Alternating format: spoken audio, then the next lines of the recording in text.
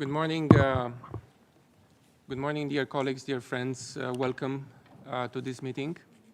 I'm very pleased to open it. We have visitors from outside the United Nations this morning, and we took a bit of time to allow them to come, and we're still waiting a number of them. My name is Cornel Feruț. I'm the ambassador of Romania to the United Nations. I'm very pleased to be here at this meeting. It's one of the rare privileges, I would say, in the United Nations to be able to connect such an important topic for many of our generations, and especially our youth, our children, with the work that we are doing here at the United Nations. And I was very pleased to be working together with a number of delegations across the globe. We have a geographical balance with Canada, with Indonesia, with Kuwait, with Mexico, Qatar, but also with WHO and UNICEF and the Youth Office. We've been looking at connecting and bringing together a very varied group of countries that could amplify that voice, that important voice that we want to share through this meeting, and also bringing the important organizations that are looking at this important issue, which is mental health of youth and children. And we will be hearing throughout the event from our colleagues. I'm looking at an event that will not be bureaucratic type of conversation. We'll be looking at something that would stimulate not only our thinking, but also our way ahead. I'm very grateful to the President of the General Assembly for being with us today. He has been a very strong advocate, and we'll be discussing about this matter couple of months ago at the beginning of this year. And he, all throughout the process, he has been a very strong and passionate supporter of this message that we want to share. We are very encouraged by the presence of Professor Andrew Solomon with us this morning. He is one of the highly respected professionals on mental health issues and the writer on mental health. I'm not going to reveal what he's currently doing, but I think he's doing important work and research on mental health, especially in youth and children. Now, what is the reason behind this event? I have to say that it was dictated by the reality. Every time we've been interacting with many young people, students especially, from all around the world, from all across the United States and Europe and other countries, they always want to discuss about our priorities as individuals, as countries. And whenever you put that question back, what are your key topics of interest? We always got the same answer: technology and mental health. And this acknowledgement that mental health is important creates a responsibility for us, for the policy shapers and policy makers, decision makers in governments, to be able to connect our agenda with this expectation and the issues that preoccupies the younger generation. I'm not going to be long. I'm just going to leave with you a couple of figures, which we selected very carefully, simply because they are the reality. So this is not just a random figure. But in doing our research for this event, we wanted to get a sense. We know that mental health in youth and children is important, but we want to get the magnitude of that problem. And I'm struck myself by the numbers. 1 in 7 10 to 19 years old people experiences a mental disorder. This is about 13% of the global burden of disease in this age group, 10 to 19. And in some countries, the reality is even more devastating. Depression, anxiety, and behavioral disorders are among the leading causes of illness and disability among adolescents. And suicide is the 4th leading cause of death among 15 to 29 years old. Specialists will elaborate further, but I think those figures are strong and powerful enough to determine proper consideration here at the UN by the member states. We will be hearing from the panel. We will be hearing from the organizers. We will open the floor for comments and questions. So I would kindly ask you to prepare yourself. I want to acknowledge with us here the presence of one of the most distinguished advocates for mental health issues, Mrs. Uma Thurman, and we thank you for being here with us. This adds also to the voice and to the policies that we want to inform at the global, but also national level.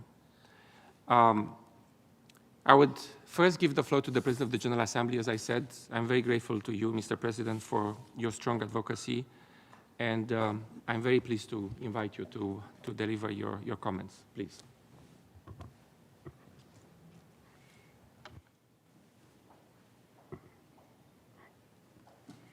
Your Excellency Cornel Feruta, Permanent Representative of Romania to the United Nations, Excellencies, delegates, distinguished guests, ladies and gentlemen. Allow me first to commend the Permanent Representative of Romania, on whose insightful initiative the impetus to shine a light on this extraordinarily important matter originated, and whose permanent mission, in conjunction with those of Canada, India, Kuwait, Mexico, and Qatar, is co-organizing this event alongside the World Health Organization, UNICEF, and the United Nations Youth Office. The entire General Assembly is in your debt for providing such an ideal platform to delve more deeply into the complex dynamics of this important issue of the mental health of children and young people, and to the very important question of how can we do better. I have used the descriptor extraordinarily important because of the rising numbers of persons generally choosing suicide, particularly people in the young age cohort, quite literally in the formative and most productive years of life, who evidently see suicide as a way out or a solution of some sort to some problem or burden they are carrying. And alarmingly, suicide is the fourth leading cause of death among people aged 15 to 29 years, pointing to a widespread mental health crisis. Moreover, despite the recognition of good health as a fundamental human right that should be universally accessible, mental health is often neglected, owing in part to the stigma surrounding it. The costs and consequences of such neglects are dire and often terminal. Globally, 1 in 7 people aged 10 to 19 are estimated to experience a mental health disorder at some point in their lives. Half of all mental health conditions begin before the age of 14, with 75% emerging by age 25. And yet, in many cases, remain undetected and untreated. This already staggering number is rising further, adversely affecting the ability of an increasing number of children and adults to learn, to work, to socialize, and to fully enjoy normal lives. Sadly, as is so often the case, the mental health crisis is exceptionally acute for children in conflicts and humanitarian emergencies.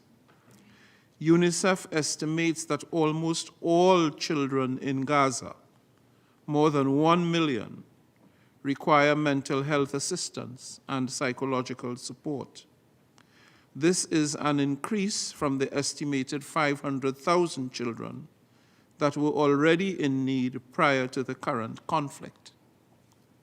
Moreover, an estimated 1.5 million children in Ukraine are at risk of depression, anxiety, post-traumatic stress disorder, and other mental health issues due to the ongoing conflict.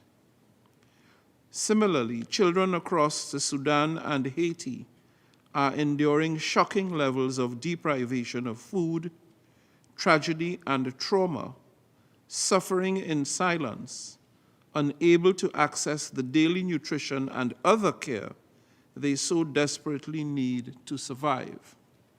The long-term effect of such experiences on their psyche are unimaginable. Tackling mental health should not only be approached as a health issue. Promoting good mental health is also inextricably linked with respect for human rights and sustainable development. And we must collectively work across sectors to address the underlying determinants of health and well-being.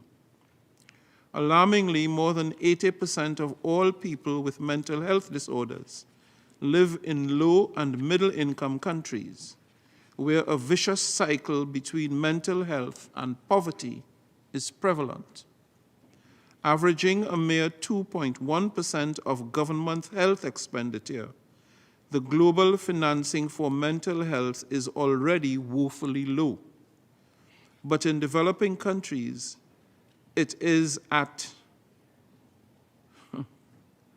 this is a real shock, it is at literally 8 cents US per capita, per person, 8 cents. For all practical purposes, therefore, it's non-existent. International development assistance for mental health is also scarce, with development assistance for children and adolescents being even more meager.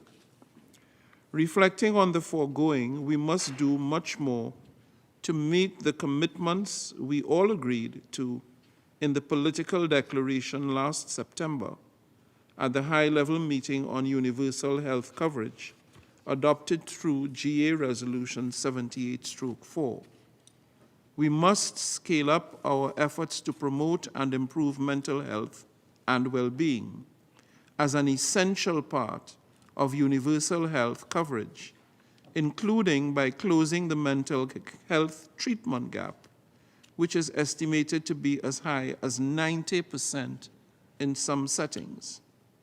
Member states need to invest further in strengthening national health systems, multi-sectoral promotion and prevention, and community-based mental health programs and services. Moreover, they should leverage digital technologies to strengthen the capacities of the mental health and psychological support workforce, with particular reference to the education sector.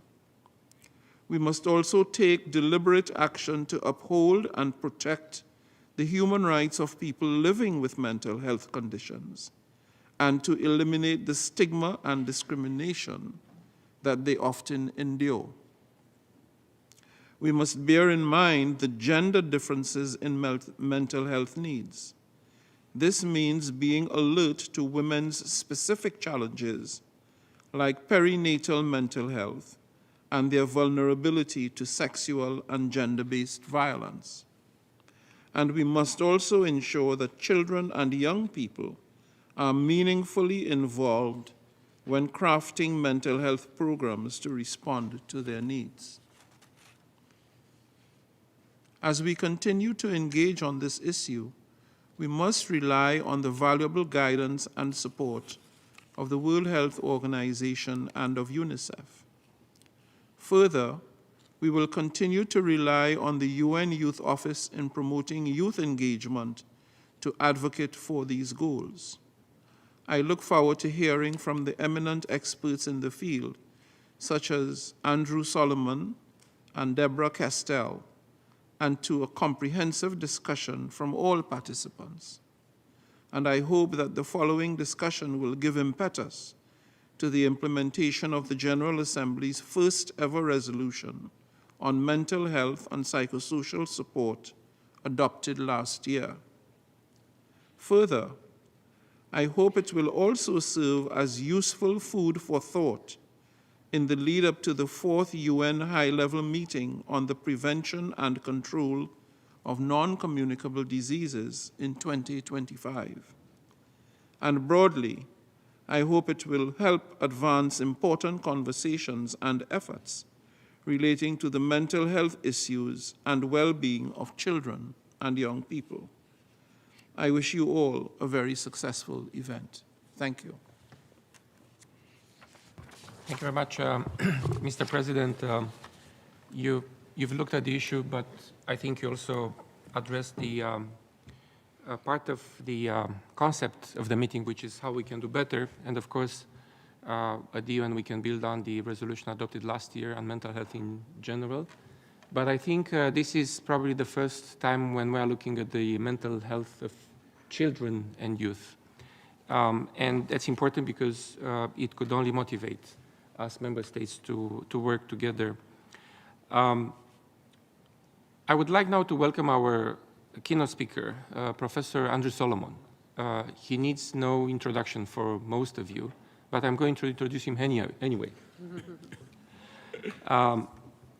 As I said, he is probably one of the most respected voices on mental health issues. I think thanks to Andrew Solomon, probably we got to know and bring to the surface such an important, such a silent, enemy that many of us are facing.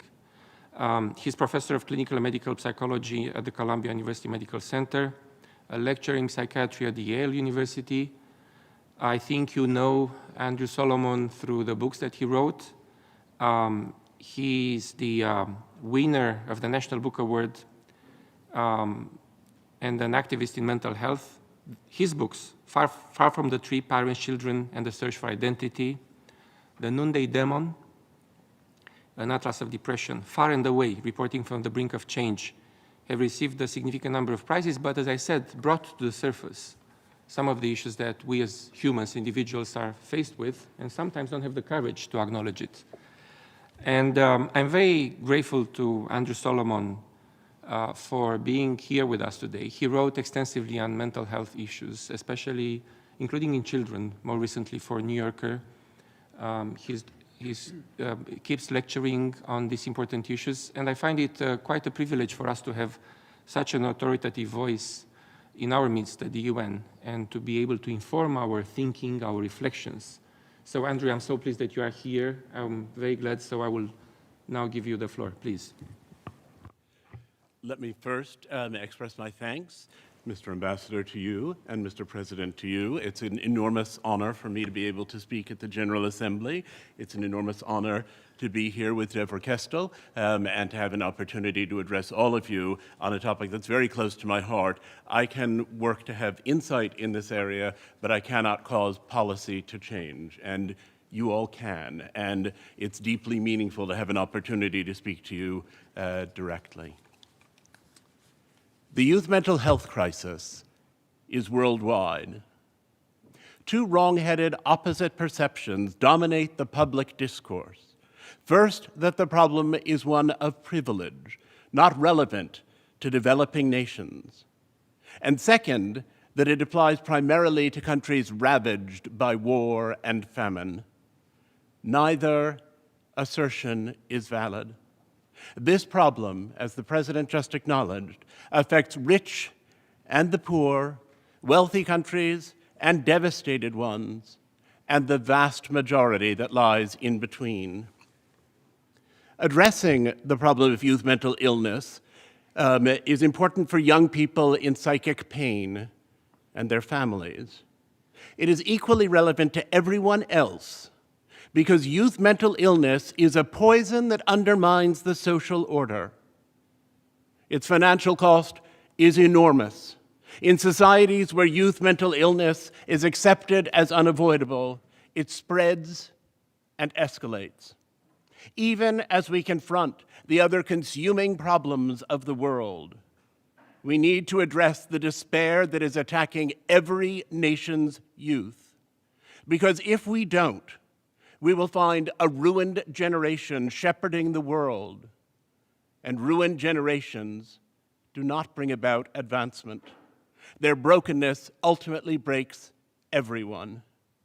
In the American military, more soldiers have died by suicide since 9/11 than have died in action. What kind of preparedness can we have when even the warriors among us are dropping from despair? When I worked on depression among survivors of the Khmer Rouge in Cambodia with the remarkable Phali Nguyen, I heard that in the border camps, she was told that there were no resources for something as obscure as mental health, even as she saw young women dying, their children untended. In Greenland, south of Ilulissat, I worked in a settlement where a small group of women had introduced therapeutic dialogue, announcing one autumn that they were available to everyone. They were met with shamed silence, but by spring, every person there, young and old, had come to see them. In Rwanda, I interviewed women who had been raped in the genocide and the children who were the product of those attacks. And I saw how those youngsters, in many instances, both unwanted and loved, suffered their own mortification and rage against the humiliation and fury that were turned against them. In Japan, I spoke to hikikomori who had gone decades without leaving the house. In Somalia and Nigeria, I looked at the question of shackling people with mental illness, those accorded less dignity often than the farm animals with whom they shared their shelters. And in Senegal, I experienced traditional rituals for the treatment of mental illness that involved cleansing people of evil spirits, and understood very clearly the cultural specificity of any treatment model. Through all these constructions, I saw the same underlying issue, how a once obscure adult problem had become a commonplace among children and teenagers, and how the spread of mental illness among youth was threatening the future of every society on earth.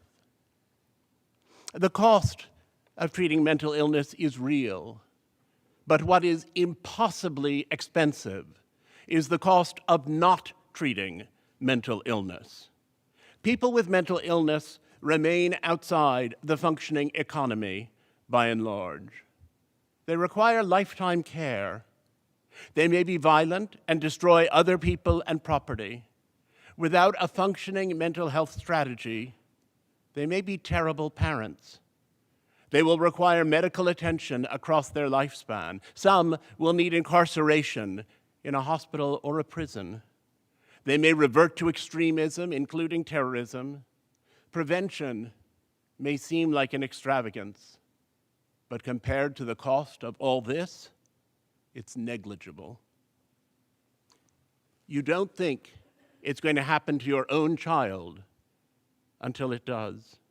As Chris Dawley, who lost a son to suicide, said to me, "You take care of your children and protect them. You make them wear seatbelts in the car. You make them go to school. You try to get them to eat right. You lock the doors every night, not knowing that the lion is already inside the house." We face escalating identification of mental illness and suicidality, and also escalating incidence of these problems.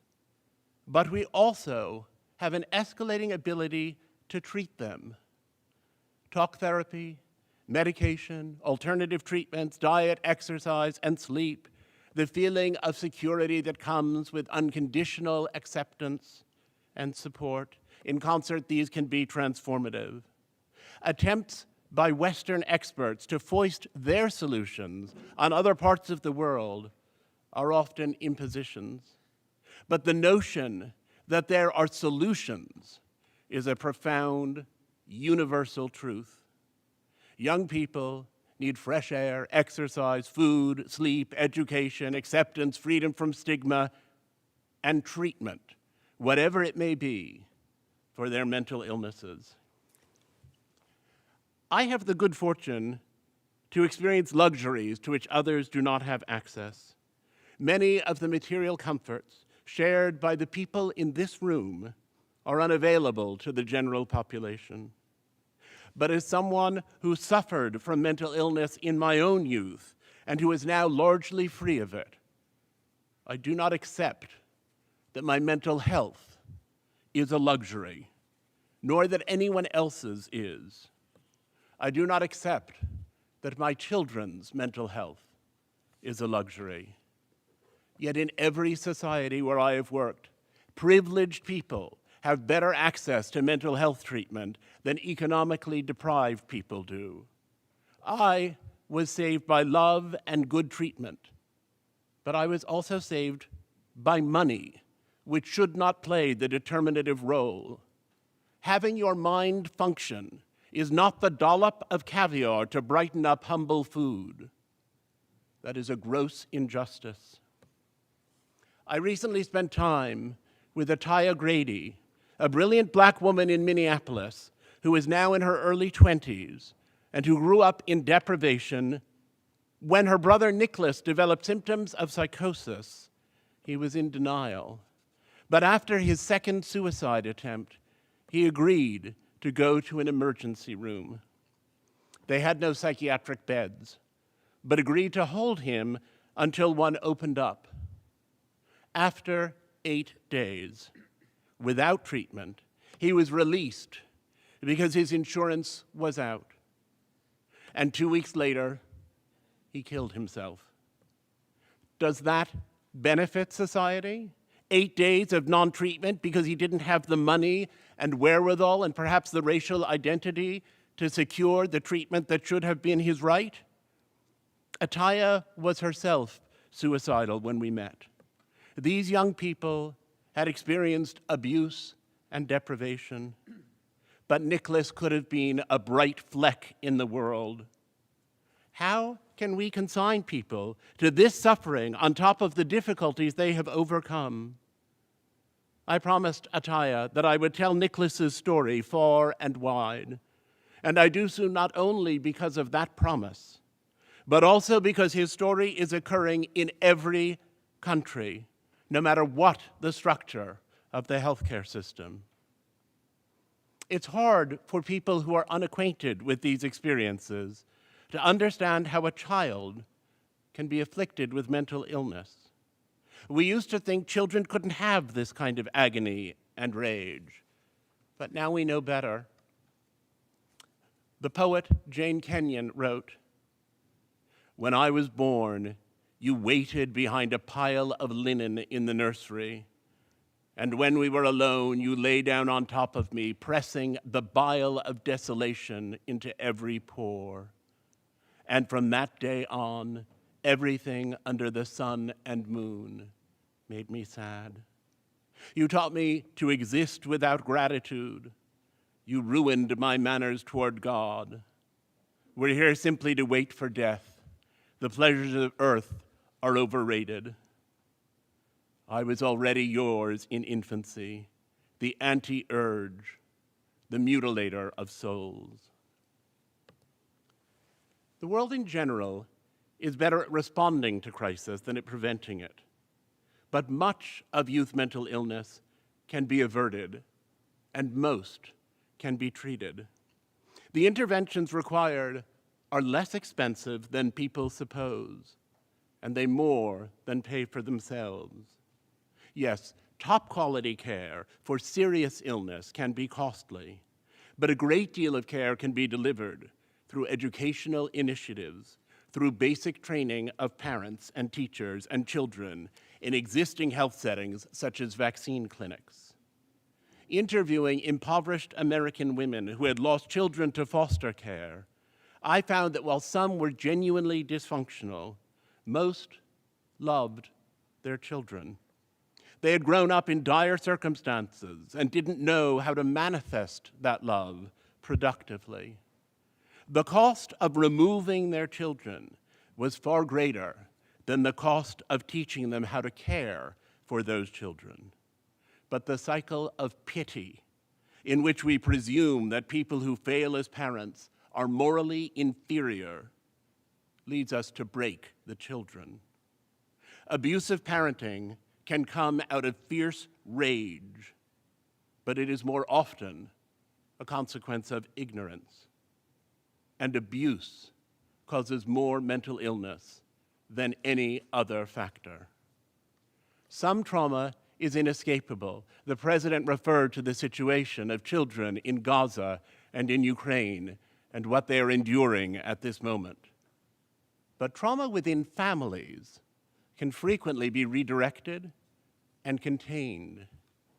Giving parents basic information about parenting during routine healthcare encounters is surprisingly effective. Teach parents, and then teach children. Young people are lonely, far lonelier than many people realize. And the social abilities that most of us rely on are not necessarily obvious to them. So social isolation is a prime determinant of mental illness. If you teach 6-year-olds through a variety of games and rules how to listen, how to engage with one another, how to conduct a respectful conversation, you can lower the long-term rate of mental illness by half, and the rate of encounters with the justice system by almost half. These programs require teachers, often in groups, to go through a month of training, potentially online. The cost is negligible. A Libyan friend whose teenage nephew killed himself described how mental illness is associated only with incoherent ranting in the place where he lives. When he said that this young man must have suffered depression, the family insisted that he was a good boy, that he went to the mosque every day, that he helped his mother in the kitchen, and that there was nothing crazy about him. Suicide is complicated, but people do not in general kill themselves unless they are suffering. This boy was not sound of mind. Faith steers many people through their darkest nights, but it is often not enough when we have the capacity to intervene in so many other ways as well. The first treatment issue is identification. Children who are paralyzed, depressed, dysfunctional, even psychotic, may appear to be exhibiting an appropriate response to difficult circumstances. Mental illness can be treated and resolved even when it follows trauma. The source of the illness has nothing to do with how well it can be ameliorated. As in most of health, services go to people who request them. Young people don't generally understand the working of other people's minds, which means that they tend not to know when their own minds are not functioning normally. So they don't self-identify as having mental illnesses. If their parents, teachers, other doctors, or community caregivers aren't aware of these conditions and what the signs are to look for, then no one realizes that a child has a problem until that problem has become entrenched. So no one asks for treatment, and treatment is not provided. Basic public education of parents and teachers, and ideally of religious leaders, health workers, and others who may have regular contact with children, can lead to early detection. Early treatment is more effective and less expensive than later treatment. Children are secretive. I once asked a close relative whether he ever felt suicidal. "No," he said, "but if I were, I wouldn't tell you." Depressed adolescents hide their problems from adults. Caretakers need to learn that if you ask a child whether she feels depressed and she says no, that doesn't necessarily mean she isn't depressed. One approach to children has to be different from our approach to adults. The British psychiatrist Alexander Shan said, "Everyone the parents know has a microwave. So they borrow the instructions and push all the same buttons everyone else seems to be pushing, and they cannot understand why they don't get the same results. The problem is that they've given birth to a tea kettle. They cannot, and that pushing the same microwave buttons isn't going to get them anywhere.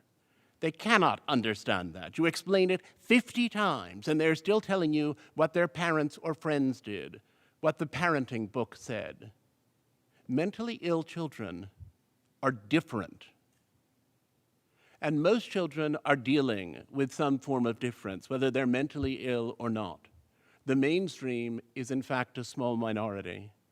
They are LGBTQ, they belong to a racial minority, they have a disability, they are immigrants or refugees.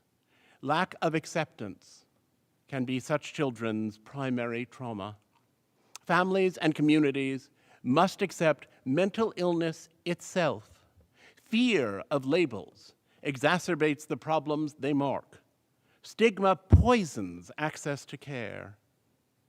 In its face, those who suffer learn neither how to fix nor how to tolerate their condition. Shiv Kulkarni began to sink in early adolescence. His parents, recent immigrants from North India, had no experience of mental health services. His mother, Shilpa, well-educated and accomplished, told me that to the best of her knowledge, she had never known anyone who had been to a therapist. She knew there was therapy out there and pursued treatment. But it is hard to start learning when your child is already in trouble. There is confusion about what constitutes good treatment, and there is misinformation all over the internet. Shilpa and her husband Vishnu were not opposed to or frightened of treatment, but they had to overcome the resistance to the idea that had been in their upbringing. Their efforts were nothing short of heroic. They are adoring parents, ready to do anything for their son. Like many immigrants and refugees, they have had to learn a new system, which is very hard to do. Despite therapy, Shiv died by suicide at 14. When I met the family, Shilpa invited me to dinner. When I got there, I was overwhelmed by the delicious smells and the dozens of pots. Her daughter said she hadn't seen her mother cook like that in ages. And I said, Shilpa, you didn't need to go to so much trouble. And she said to me, I wanted to make all of Shiv's favorite dishes one last time. Later in the conversation, I tried to assuage her sense of guilt. I told her she had done a remarkable job as a mother, and I described stories of abuse and horror that had been related to me by people who were struggling. Yes, she said, but those boys are still alive, aren't they? The Kulkarnis have now founded an organization, Shiv's Third Eye, to help educate their community about mental health care, to save other lives, since they are too late to save their son. The question is not whether youth mental illness is underreported, but by how much it is underreported. Youth suicide and mental illness has been going up, albeit erratically, since the 1950s at least. Identification is still very inadequate. The escalation's causes include the rise of the internet and social media, the proliferation of choices beyond what people can handle, the increasing visibility of the wealth gap, poverty, climate change, the decline in faith, the rise of autocracy, and so on. I could list these things for the next half hour. But the question of why is less important than the question of what we can and should do about it. The internet can be dangerous. It can also be helpful. Older people may rationally reach the point of giving up, but there is no reason for children to do so. Alison Dewson, whose son suffered terribly, said, each problem is a layer, and the illness sets in when there are, let's say, 15 layers. If you can get it down to 14, your child might be okay. There are many layers you cannot change, but if you target the ones you can, your child will then be able to deal with what's left. Norma Nazario, a Puerto Rican single mother here in Manhattan who worked multiple jobs, lost her son Jack, who had shown withdrawal and depression, to train surfing, and she has become an activist. And when we spoke in her apartment, she described anguish in a very measured voice. I finally asked her whether she still felt the sadness she was narrating. She broke down momentarily, then explained, anger is activism. It is how I cope with the world. Sadness is something I allow myself only in this apartment, because if I let the sadness well up, it would paralyze me, and then I couldn't do the work I need to do. Anger lets me confront the problem that sadness demonstrates. The question may be not why so many children are struggling, but why so many are not. Is it possible that existence is our exile and nothingness our home? The Romanian philosopher E.M. Chorin asked. The world is riddled with problems, yet most of us go about our lives with some cheer. People whose situation looks desperate go to amazing lengths to stay in the game. But these children may be canaries in the coal mine, pointing toward existential dread. The opposite of depression is not happiness, but vitality. One of the core signs of mental illness is collapse in the face of what is wrong with one's life and the world. And one of the core signs of mental vitality is seeking to change what is wrong. A society of people fixing their own and the world's problems is headed for success. A society of people who have given up is a society of failure. There is a moral onus to alleviate the suffering of people who are in terrible pain. But even if we don't cleave to that imperative, we should address the ubiquitous assault of troubled youth. We can do a great deal about it, and we're doing almost none of it in the developed or developing worlds. I'll conclude by telling you about Zach Matthews, who survived shooting himself through the neck last year. When I met him in September, he was almost entirely paralyzed, physically and mentally. In his school in Alpine, Utah, 22 people had died by suicide in the previous years. Do not doubt the spread of this crisis, nor the way it had normalized suicide as a reasonable way to cope with problems. He told me almost resentfully that he had tried as hard as he could to die, and that he was now too physically compromised to try again, and would have to make a go at being alive. I saw him again in January.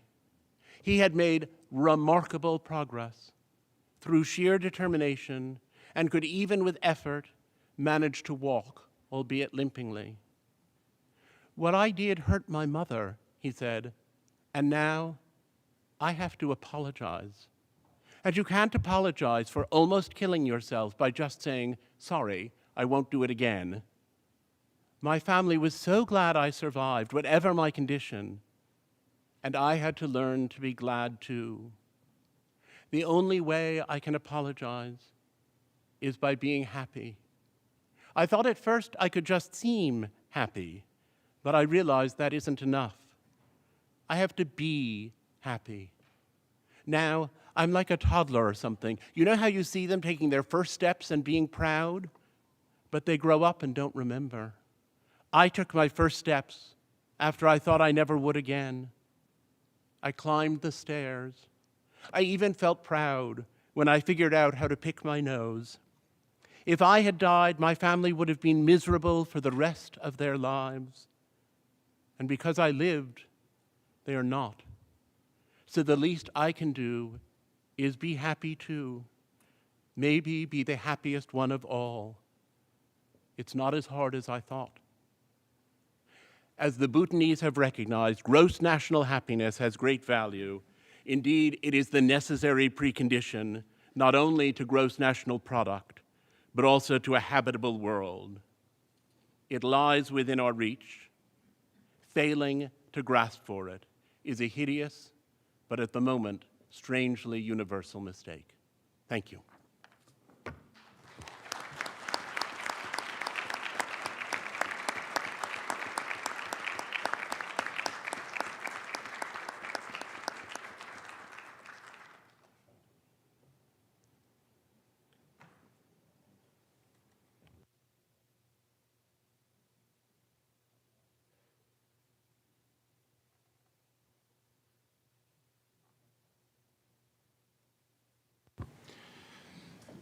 Well, one needs to pause after such a very powerful, I would say, exposure that brings into the conversation the right parameters for that conversation. And I'm deeply grateful to you, Professor Solomon, for going beyond or below the surface.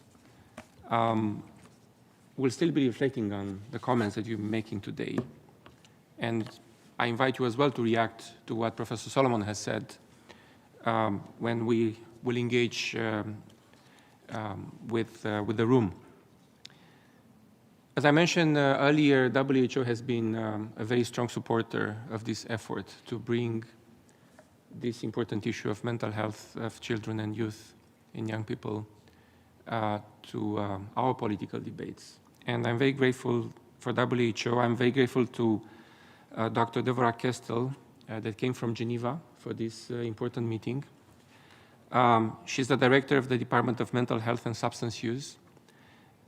She's a senior global mental health policy expert with more than 30 years of international experience. Again, one of the strong professionals in policy making and policy shaping and assisting member states. She's been working extensively in Europe, the Caribbean, and Latin America. And she's been implementing and advising governments on policies related to mental health systems. Not only that I'm looking forward to your comments or your presentation, but of course I'm also looking forward to how we, member states, could relate much better to the important work that WHO is doing in Geneva and elsewhere. So Mrs. Kestel, please, you have the floor. Thank you very much, and thank you for the government of Romania and other governments involved for having organized this important initiative. Thank you very much, President of the General Assembly, for joining us, which gives us a clear message of why this is important for the UN and not just a health organization. And of course, thank you, Professor Solomon, for such a wonderful message. Very hard for me to speak after this passionate and comprehensive, but you know, I'm the World Health Organization here, so my message is more perhaps concrete and precisely perhaps answering to what Ambassador has said, what member states, what countries could do, should do. And I think that it is clear, I'm sure it was clear for all of you, that's why you are here, but right now, after the speech, very clear why protecting child and young people's mental health is a public health priority. And therefore, it's a shared responsibility, not just of the child or the youth, not just of the family, not only the health sector or child organizations, but of everybody else. We heard the numbers. I'm not going to repeat them, although most of those numbers come from my own team and the efforts of the colleagues that try to put that precarious and limited available data together, because that's also a big issue. We do not know exactly the dimension of the problem, but we know that most kids and young people will have a mental health condition at some point. We know that suicide is extremely high. And I'm always a bit amazed trying to understand how come that's not a strong enough message to promote reaction from those who can intervene to stop those deaths, to prevent those deaths, to stop those tentatives to happen. As already mentioned, addressing then the mental health needs of young people requires whole of society efforts and engagement for sectors that are beyond health, including education, social welfare, youth, sports, and justice, because everybody needs to improve policies, environments, and societal norms. It also requires a life course approach with a focus on promoting healthy behaviors and ensuring access to quality, affordable mental health care for all, from preconception and then during childhood, adolescence, and beyond. Member states, countries' awareness and demands on child and adolescents' mental health are at an all-time high. However, across the regions, majority of children with mental health conditions do not access care. inadequate financial allocation, and I was perhaps smiling a bit when President of the General Assembly was so surprised by such a low amount of money that is right now allocated to mental health care. It is extremely low, and on top of that, stigma and discrimination, and then the huge gaps in trained healthcare providers are among the major barriers for that lack of care for children with mental health conditions. In the health sector, for example, fewer than half of the member states, of the WHO member states, have any plan or strategy for child and adolescent mental health care, even now, when this is so clearly a priority for many. And far fewer than that have an adequate supply of trained health personnel. We estimate that there are just 3 mental health workers of any kind available for children and adolescents per 100,000 population. 3 per 100,000. We heard that 1 in 7 have a mental health condition. We heard suicide is the fourth cause of death in children and adolescents. So 3 people taking care of that. Then the greatest challenge for society is how to optimize the conditions in which all young people can thrive, with at the same time responding to those with particular needs, social, educational, or health-related needs. There are many opportunities to meet families and young people where they are, and to make information and services available in ways that respond to their specific and evolving needs. We heard why this information is available just now. So let me share with you 5 concrete examples of what could be done. 1, integrating mental health into general health services is feasible, is affordable, and is cost-effective. Brief assessment and care for emotional, behavioral, and neurodevelopmental conditions in children and young people can be delivered at primary care, in community-based early childhood development centers, in youth health centers, in disease-specific services such as HIV/AIDS, or in general hospitals. A second one, integrating psychological interventions by non-specialists in maternal health services. These provide a unique opportunity to intervene early in perinatal mental health conditions, which affect 1 in 5 women globally, and obviously have adverse effects on the health, development, and well-being of their kids. 3, parenting intervention is another one. Parenting intervention can impact cognitive, language, and socio-emotional development, can reduce child maltreatment, and improve mental health outcomes for children and young people. Thank you. 4th, school-based social and emotional learning programs are among the most effective promotion strategies to improve students' emotional well-being, academic performance, prevent depression, anxiety, suicide, harmful substance use, and antisocial behavior.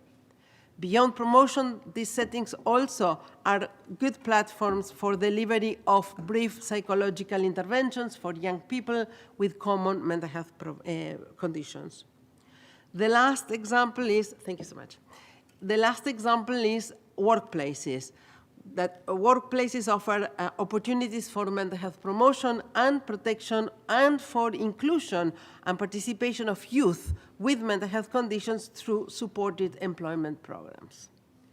In summary, investing in children and young people's mental health means investing in strategies to ensure access to effective, quality, affordable mental health care, tackle stigma, discrimination, and abuse within the health system and beyond, and address underlying social and economic realities that shape young people's mental health. Working to transform children and young people's mental health requires financial and support, and the strengthening partnership is also part of that and is needed at every level, including with persons with lived experience. A good example that I'm sharing with you here is the UNICEF-WHO joint program on mental health and psychosocial well-being and development that works trying to promote country-level partnership for the implementation of multi-sectoral plans for child and adolescents' brain and mental health, and right now is being implemented in 13 countries. In 2023 only, over 3,150 healthcare staff, teachers, and community workers were trained thanks to this initiative. An example from Albania, the joint program supported workforce strengthening efforts, which expanded access to mental health care across 3 geographic areas to more than 350,000 people. A drop in the ocean, but still, we need much increased investment and partnership for sustainable change and to achieve social inclusion and universal health coverage for child and adolescent mental health. To really conclude, this area is also receiving attention, increased attention in recent past mental health ministerial summits, and we expect that the same attention will be included in the coming mental health ministerial summit that Qatar is hosting next year, and perhaps by then there are more concrete examples from many more countries that we can present. Thank you very much.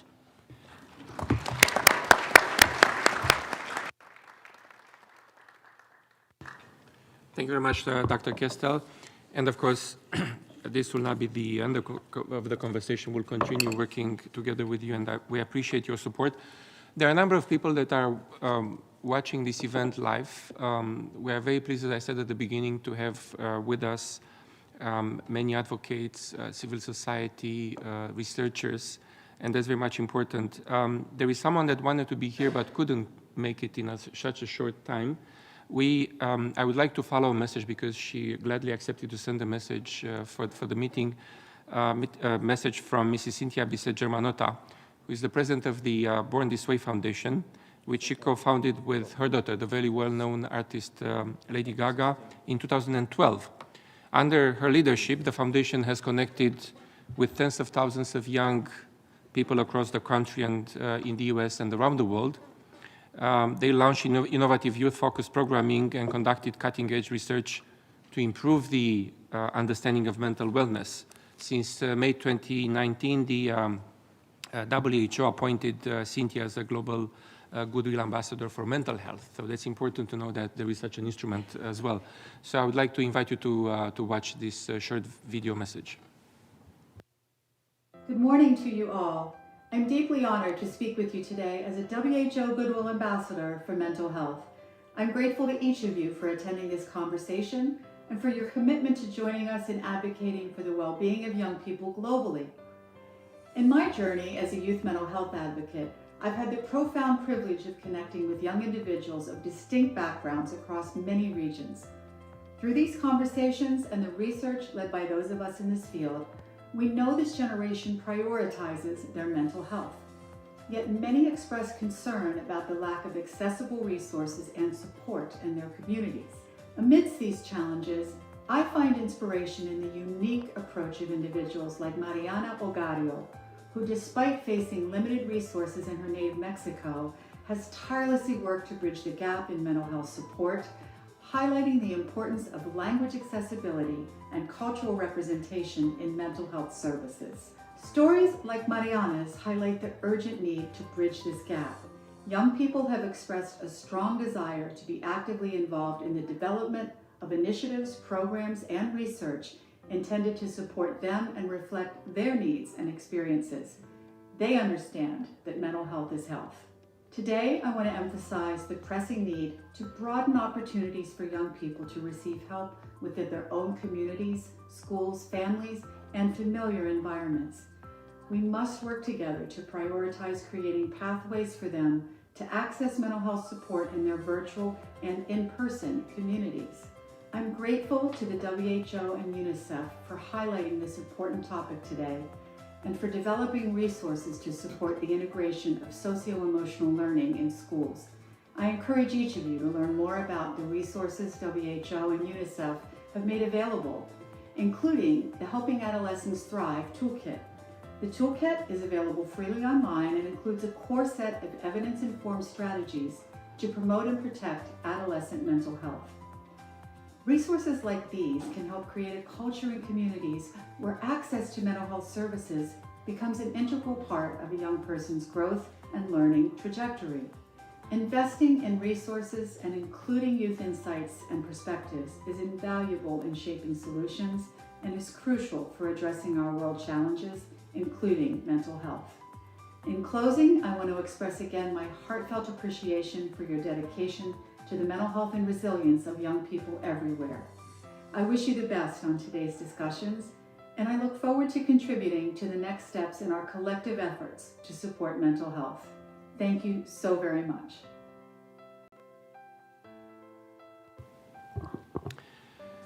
Well, thank you very much, and I would like to thank the President of the General Assembly for being with us. I think you stayed longer than initially planned. There are so many other engagements to attend to, and I want to express our gratitude. And I know that the President of the General Assembly will continue to be the same very strong advocate as we move forward. Thank you very much, Mr. President.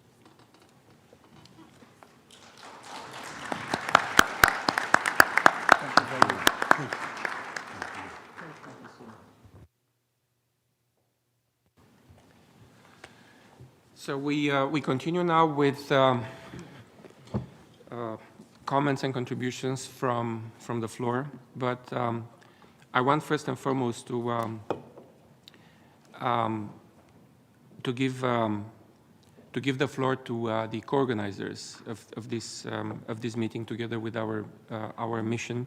As I said, I am very grateful to the delegations of Canada, of Mexico, Indonesia, Kuwait, and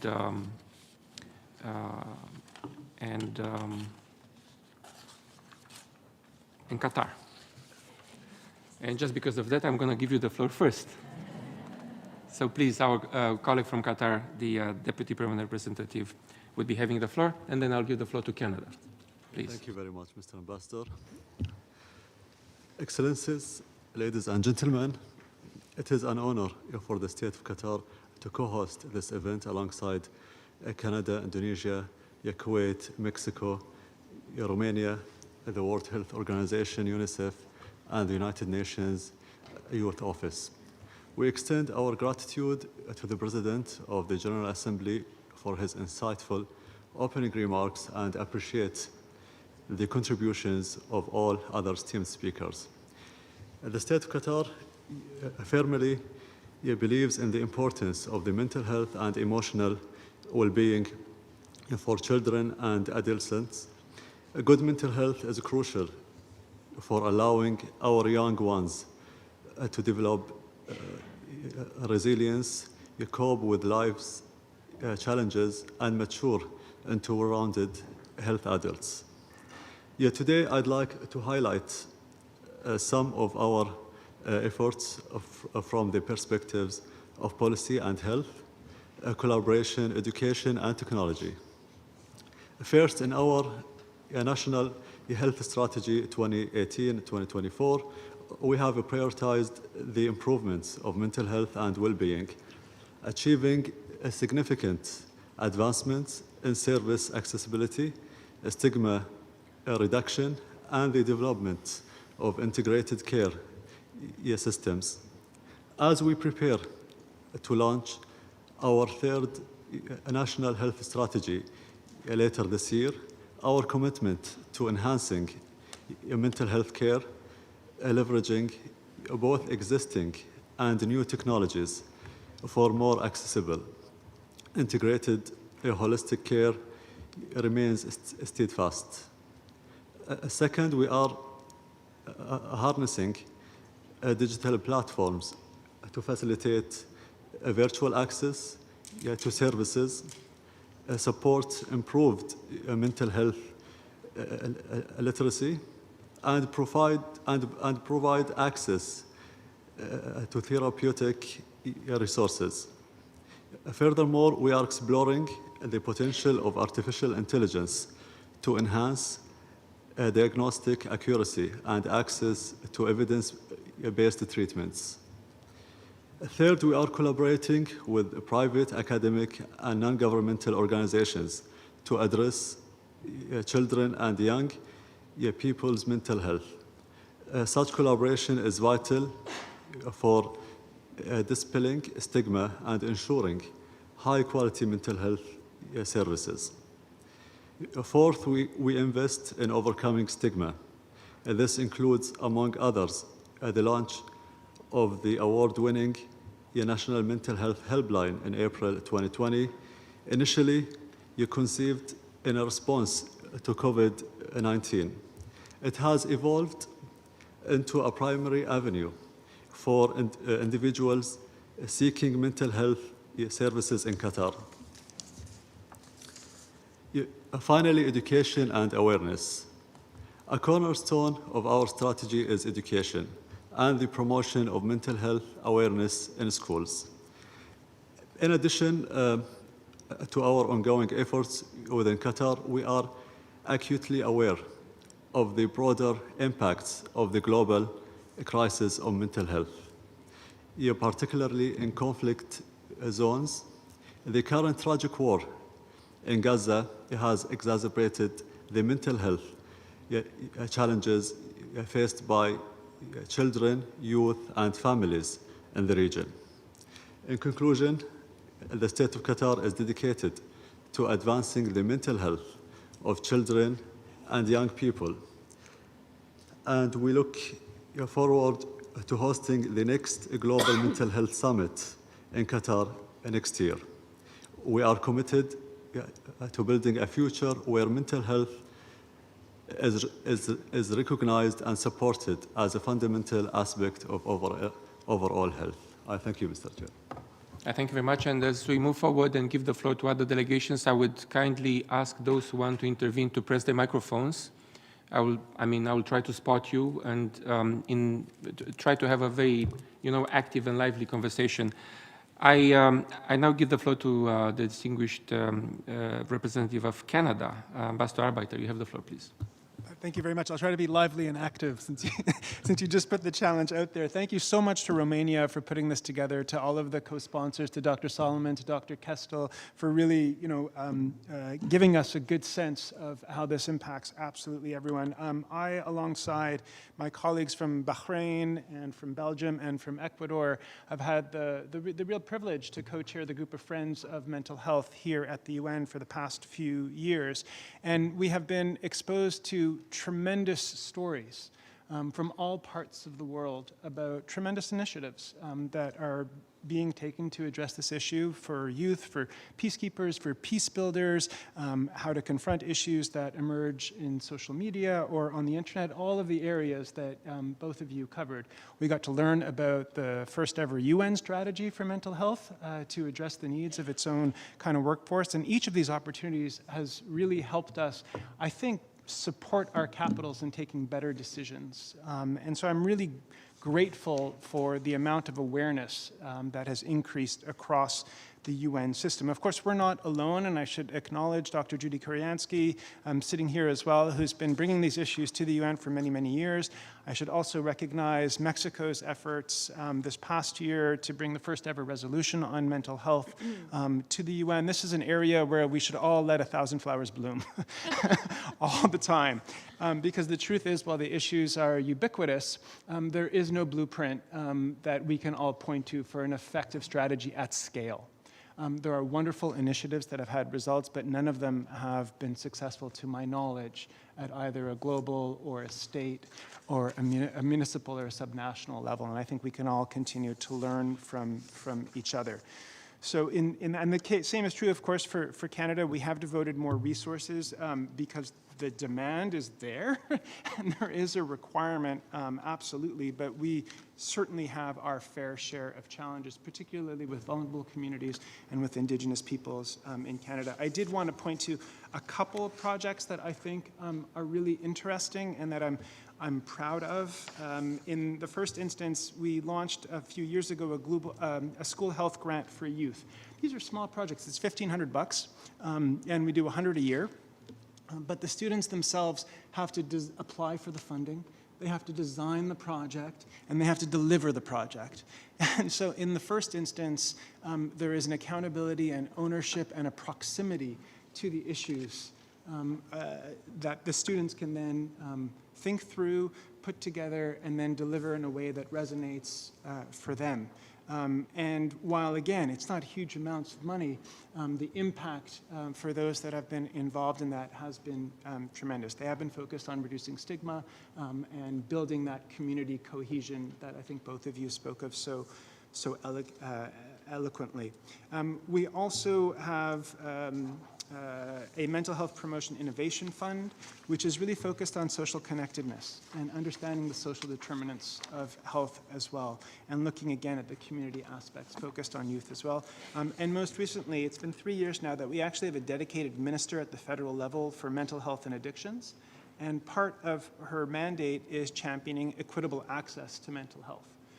Because there's one thing to have certain programs, if only a smaller segment of your population can access them, you're really not meeting your obligation, frankly, as democratically elected officials.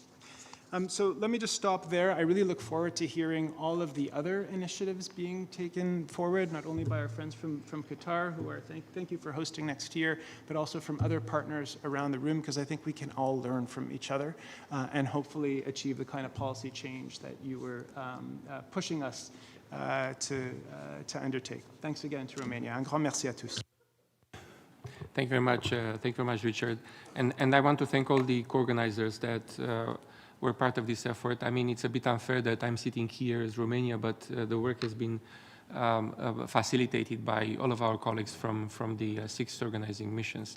I take advantage that Alicia is next to you, so I will give the floor to Mexico. And we've been referencing the resolution adopted in the General Assembly last year, which is very much important, focusing on mental health in general. And we want to take it and break it down now towards the mental health of children and youth. So Alicia, please, you have the floor. Thank you very much, and Mexico is really, really very proud to co-sponsor this very timely event. And I really want to say thank you as well to Canada, Indonesia, Kuwait, Qatar, and Romania, as well as WHO, UNICEF, and the UN Youth Office. In particular, we believe that this is a very timely and important event because we really want to show the world that the UN cares about mental health of all youngsters and youth people outside the United Nations. And that is a very important message. I really want to say as well that never again should the body be treated without treating the soul. And for that, I really want to say thank you for the testimonials, for the initiatives, the information that has been given so far. We define mental health as the physical, mental, and social well-being that people have to recognize their abilities and develop them when facing daily stress. Mental health is determined by the interaction of individuals with society and linked to the full exercise of their human rights.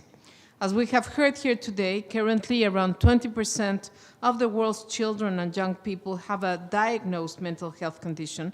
And I should say in particular after COVID, the impact of COVID has been tremendous, particularly on young children, with suicide being a major cause of death among youth, as we have heard this morning. In the case of my country, Mexico, depression is the mental health condition that most impacts Mexicans, and adolescents are the population most affected. We still have much work to do. In Mexico, we know that 71% of adolescents present depressive symptoms.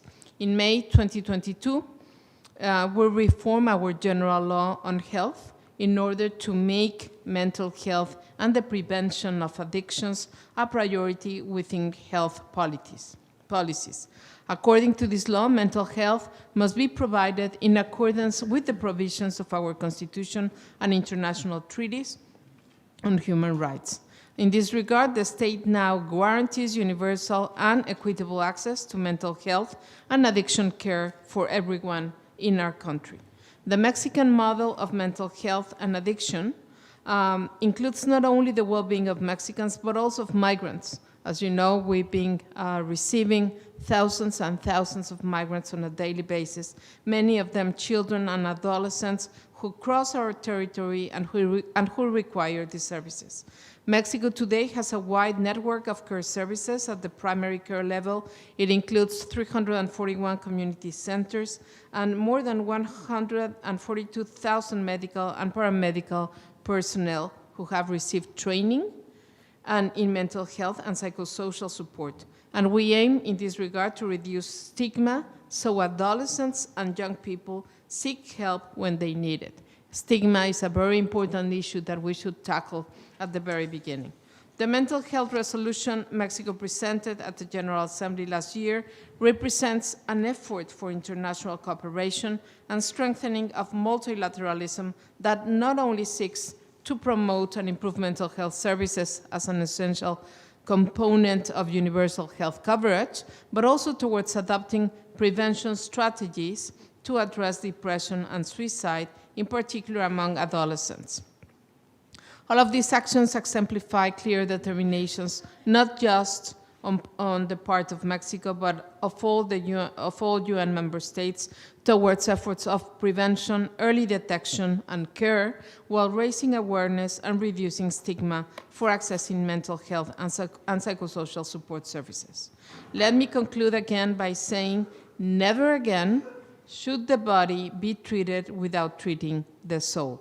Mental health is intrinsically linked to physical health, and we must care for it as such every single day of our lives. Thank you very much.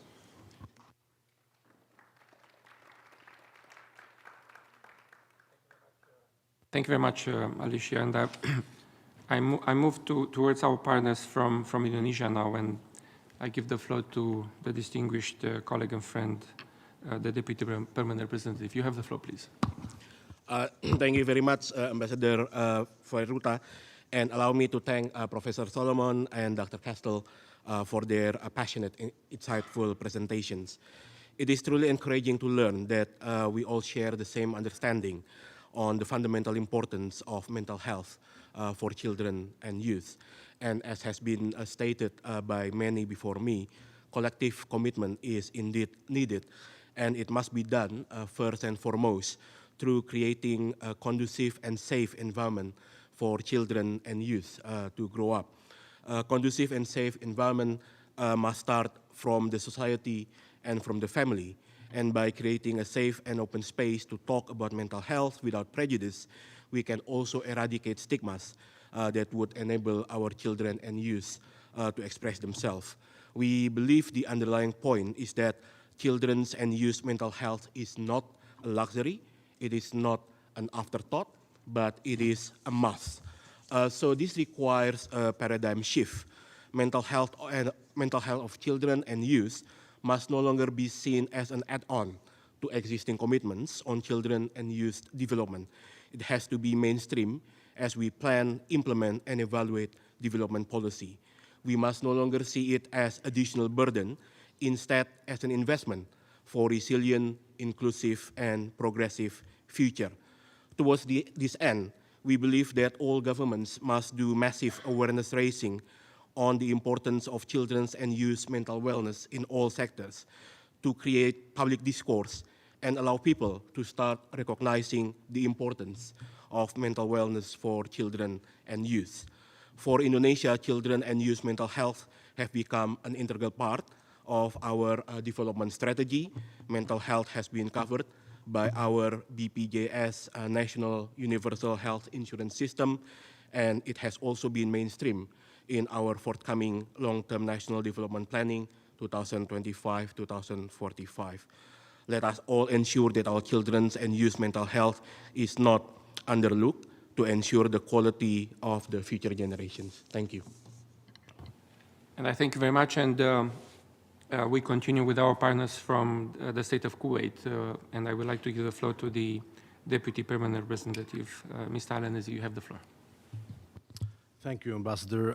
First of all, thank you, Ambassador, for spearheading this event. I'd like to thank the co-hosts and the co-sponsors for joining this event. Doctor, I'd like to commend the work of the WHO for your very essential work, and Professor, I would like to really thank you for your very inspiring statement.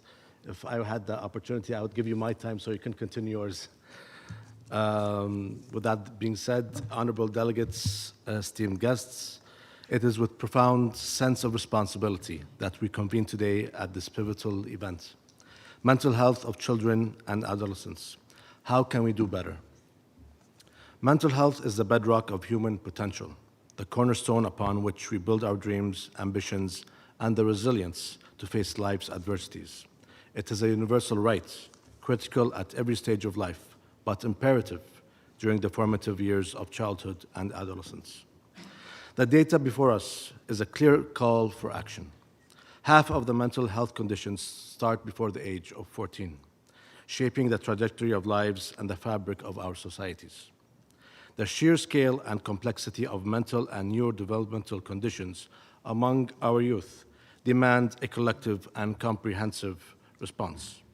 Yet, as we stand united today, we must acknowledge a troubling dichotomy. The growing awareness of these challenges has not been matched by an equivalent amplification of resources, services, and support for the young among us. As we embark upon our discussions today, let us be guided by the objectives laid out with clear intention: to amplify awareness, to share evidence, to demonstrate best practices, and to engage every level of society in the pursuit of better mental health for children and adolescents. Our shared humanity obliges us to ensure that mental health does not remain the silent specter in the room, but rather a beacon of hope that guides our policies and practices. The state of Kuwait is committed to advancing mental health care and child protection through comprehensive legislation and programs. In 2019, we introduced a mental health law that extends beyond mere treatment, encompassing reformation and rehabilitation. This law empowers the Ministry of Health to endorse the creation of patient rehabilitation centers and to grant licenses to private shelters dedicated to supporting mental health patients. Furthermore, the establishment of the Mental Health Coordinating Council, comprises 11 members, marks a significant step towards policy development for mental health patient rights. In 2016, we launched the Kuwait National Child Protection Program, a robust initiative to shield children and adolescents from abuse and neglect. This program enforces laws and offers a framework for social and therapeutic rehabilitation services, ensuring that vulnerable children receive the necessary support, moral guidance, and social counseling.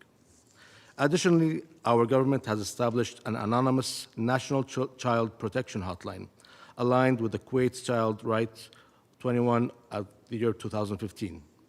This hotline serves as a conduit for investigating claims of child abuse and neglect across the 6 districts of Kuwait. The Child Protection Center, under the auspices of the Supreme Council of Family Affairs, was inaugurated to handle complaints regarding children in jeopardy as defined by Article 76 of the Child's Rights Law. The center is also tasked with conducting comprehensive assessment of children's welfare and implementing the required measures for their protection. Moreover, we maintain a confidential registry documenting all instances of harm to children. For children placed in protective care, the Child Protection Center provides health and psychological treatment and extends rehabilitation services to the affected family members. The Child Protection Office of the Ministry of Health is instrumental in managing abuse reports, conducting thorough evaluations by multidisciplinary teams, and facilitating the necessary medical, psychological, and social interventions. Efforts are ongoing to develop a family protection manual and guidelines for mental health, spearheaded by the General Secretariat of the Supreme Court of Family Affairs. Together, these measures reaffirm Kuwait's dedication to fostering a safe and supportive environment for all children and adolescents. In closing, as we look forward to the 4th United Nations High-Level Meeting for Non-Communicable Diseases, let us reflect on the progress made and the path that lies ahead. The insights shared and the commitments renewed today are more than just a response to an urgent health crisis. They are an investment in the world's collective future. By aligning our efforts with the needs and rights of children and adolescents, we do not just better their chances of leading fulfilling lives, we fortify the very foundations of global health and development. Thank you. Thank you very much. And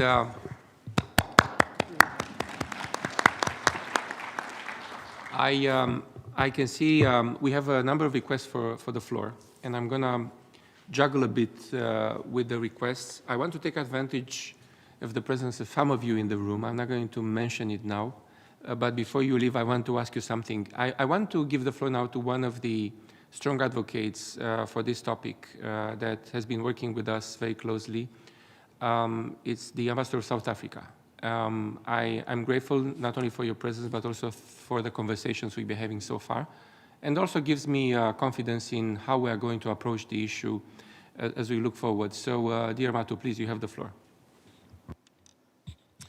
Thank you very much, Cornel and Excellencies, dear colleagues. Good afternoon. And let me seriously appreciate you organizing this meeting together with the co-sponsors. I think it is important at this point in time. And I also want to appreciate the inputs that we have received from Andrew Solomon and Deborah Kestel. Andrew, your input was so complete. The stories that you shared with us will remain with us. Nicola's story, I will remember that, what it means for young people, what it means when we don't think comprehensively about providing services, about the cost of services, and about denying services from a human rights perspective. And I think for Deborah, just those 4 succinct points that you made for us to think about as we look at this issue. A number of points have been shared by colleagues that have already made inputs. And I just want to say, when we think about conflict-affected areas, and the example of Ukraine and Gaza has been made, we need to think seriously about what that means for our future, for the future of young people in these affected areas. The points around ensuring that partnerships, that there's integrated approach as we look at our health policies and our strategies, and that actually there's a cheaper way of providing this mental health services to young people and communities.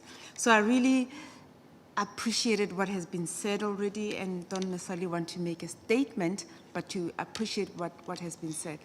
But the question in my mind now, when I look at South Africa and what we have policy guidelines for dealing with mental health issues for young people and adolescents. We also have a strategy, in a youth strategy, we have a section that looks at mental health. But I'm left feeling that there possibly is room, Cornel, for something that can bring all, and I think that's the point that Canada was making, that can bring all of these into a much more scaled up, as you said, a globalized, whether it's a framework that helps our member states to deal with this particular issue. And that's a question that I'd like to pose to the panel and to our partners, WHO, UNICEF, to say, is there room for us to pull everything that we know now and that we agree into an instrument that can assist member states, that member states can sign up to and assist us in dealing with the issue of mental health for children and for adolescents? Otherwise, I found the input so far from our keynote speakers, from you, Cornel, and for those member states that have already talked very, very useful, and I think it's an issue that needs our attention even more today, especially with the digital technologies that are there and the impact of on young people. Thank you very much for this initiative. Thank you very much, Matthew. Please hold your thoughts on the questions. We'll address that, but we will get a few more inputs. I know we have with us here someone that is very relevant for one issue that also Professor Solomon mentioned, which is technology. And I know that we have with us in the room the Deputy Secretary General of the International Telecommunication Union, but I also know that you're about to leave. But before you leave, I want to ask you to share your thoughts about how do you see exactly this, the challenges and opportunities of technology. As I mentioned, the two important issues for the younger generation are technology and mental health. And how would you see that, and what is the kind of thought that you would like to share with us here for this meeting? Please. Sorry for putting you on the spot.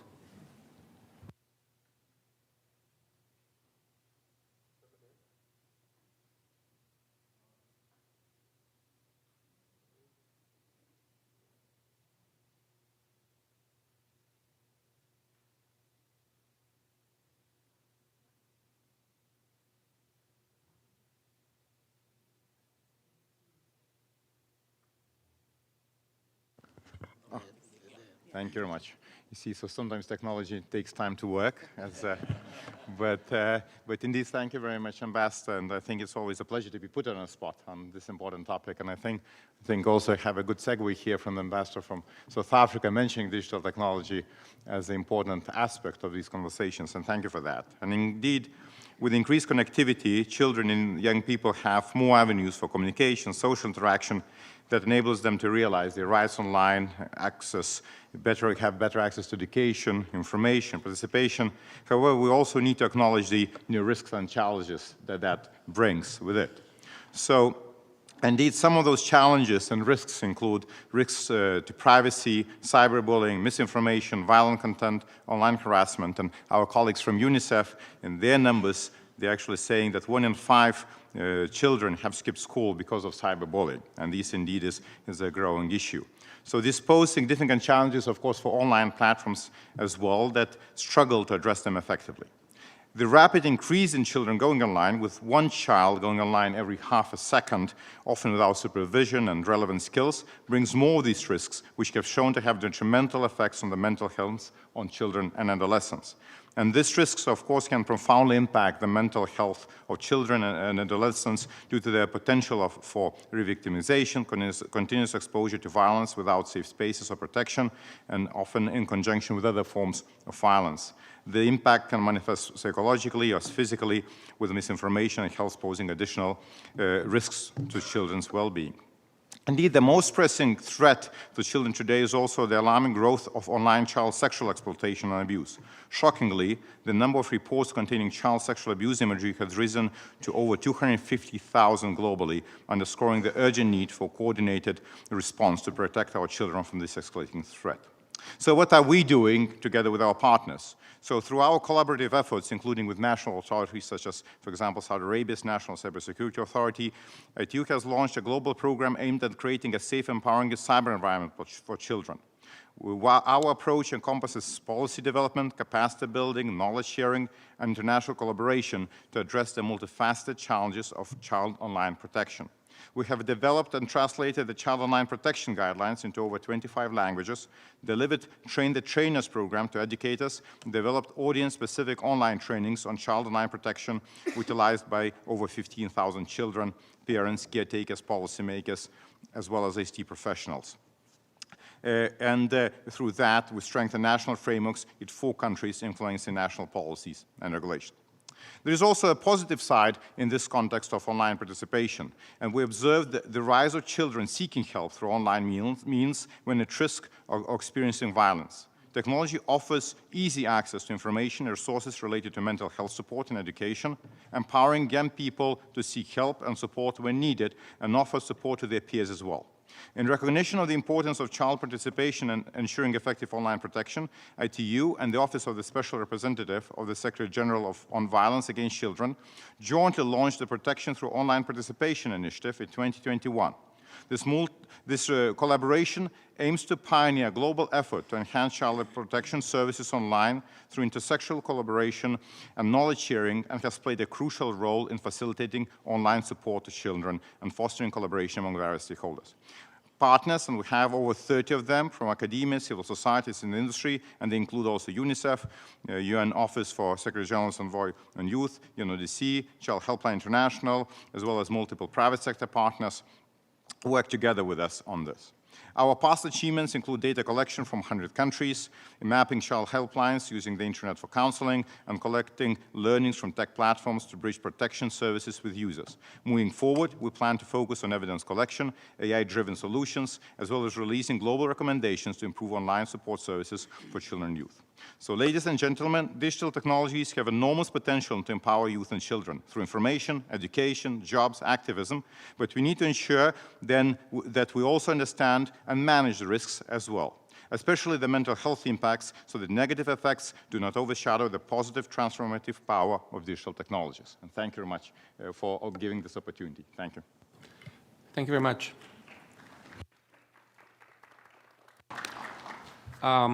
We're going to juggle again, and I want to go back to one of the supporters of this topic, and we would not be able to do that without the UN office, Youth Office, UN Youth Office. The head of the UN Youth Office could not be here with us in person, but he recorded a message, and I would like to invite you to watch it, because the UN office, Youth Office actually is also providing this connection that we badly need in our work. The Youth Office and UNICEF, and we're going to hear from the UNICEF afterwards as well, which is also one important part of our efforts here. So we'll play this message from Mr. Felipe Polier, who is the head of the UN Youth Office, had been an advocate for a long time on youth issues, and mental health is one of the important topics that they are looking at. So if we could play the video, please.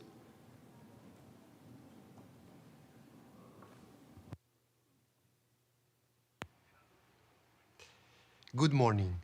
My name is Felipe Polier, and I'm the United Nations Assistant Secretary General for Youth Affairs.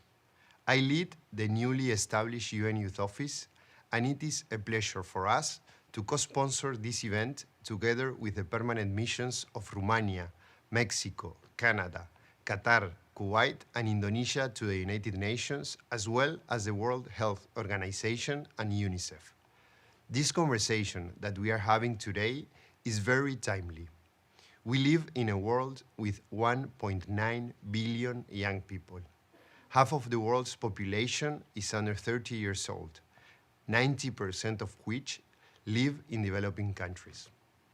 Despite their incredible resilience, young people today are faced with a world with multiple crises and increased uncertainty. Conflict, climate change, lack of access to education, decent jobs, or quality healthcare.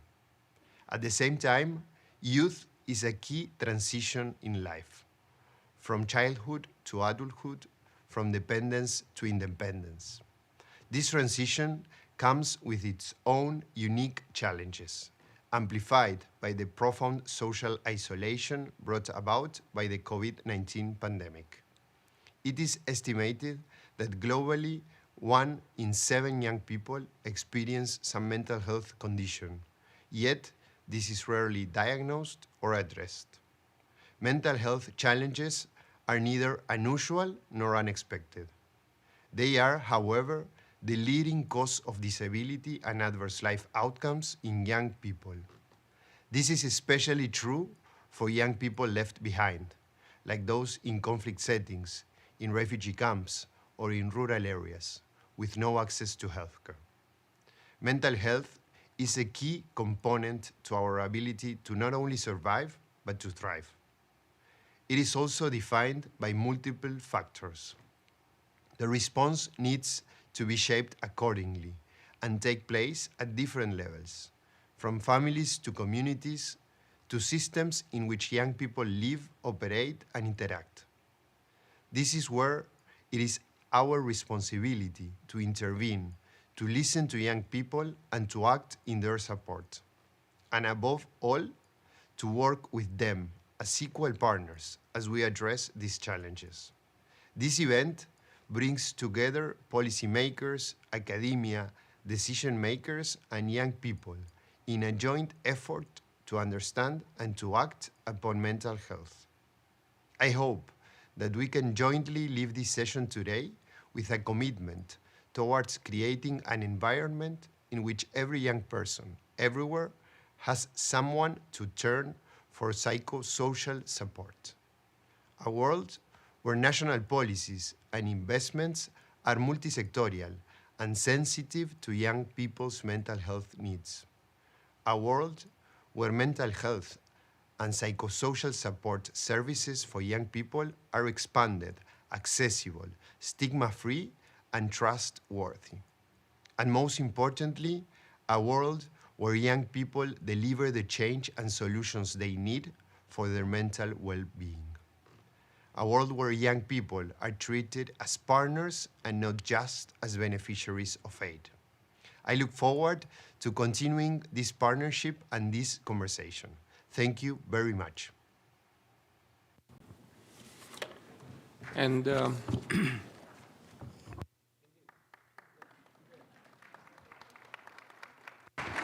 because it's an important message, and we're very glad because Mr. Pollier was appointed in December last year, right? So that's important. We have the UN Youth Office colleagues present here, and of course we are looking forward on how to bring this matter forward. But let's dovetail that with a contribution from UNICEF. It is one also of our partners in organizing this event, and also a partner for the long road. So, Mrs. Thompson, you have the floor, please. Ferguson, I apologize.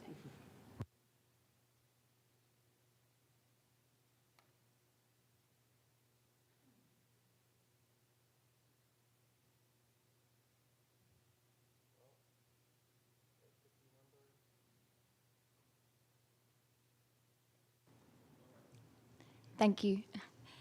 Ambassadors, esteemed speakers, delegates, and colleagues, it is with great appreciation that we acknowledge the permanent mission of Romania and our fellow co-hosts this morning for your dedication to child and youth mental health.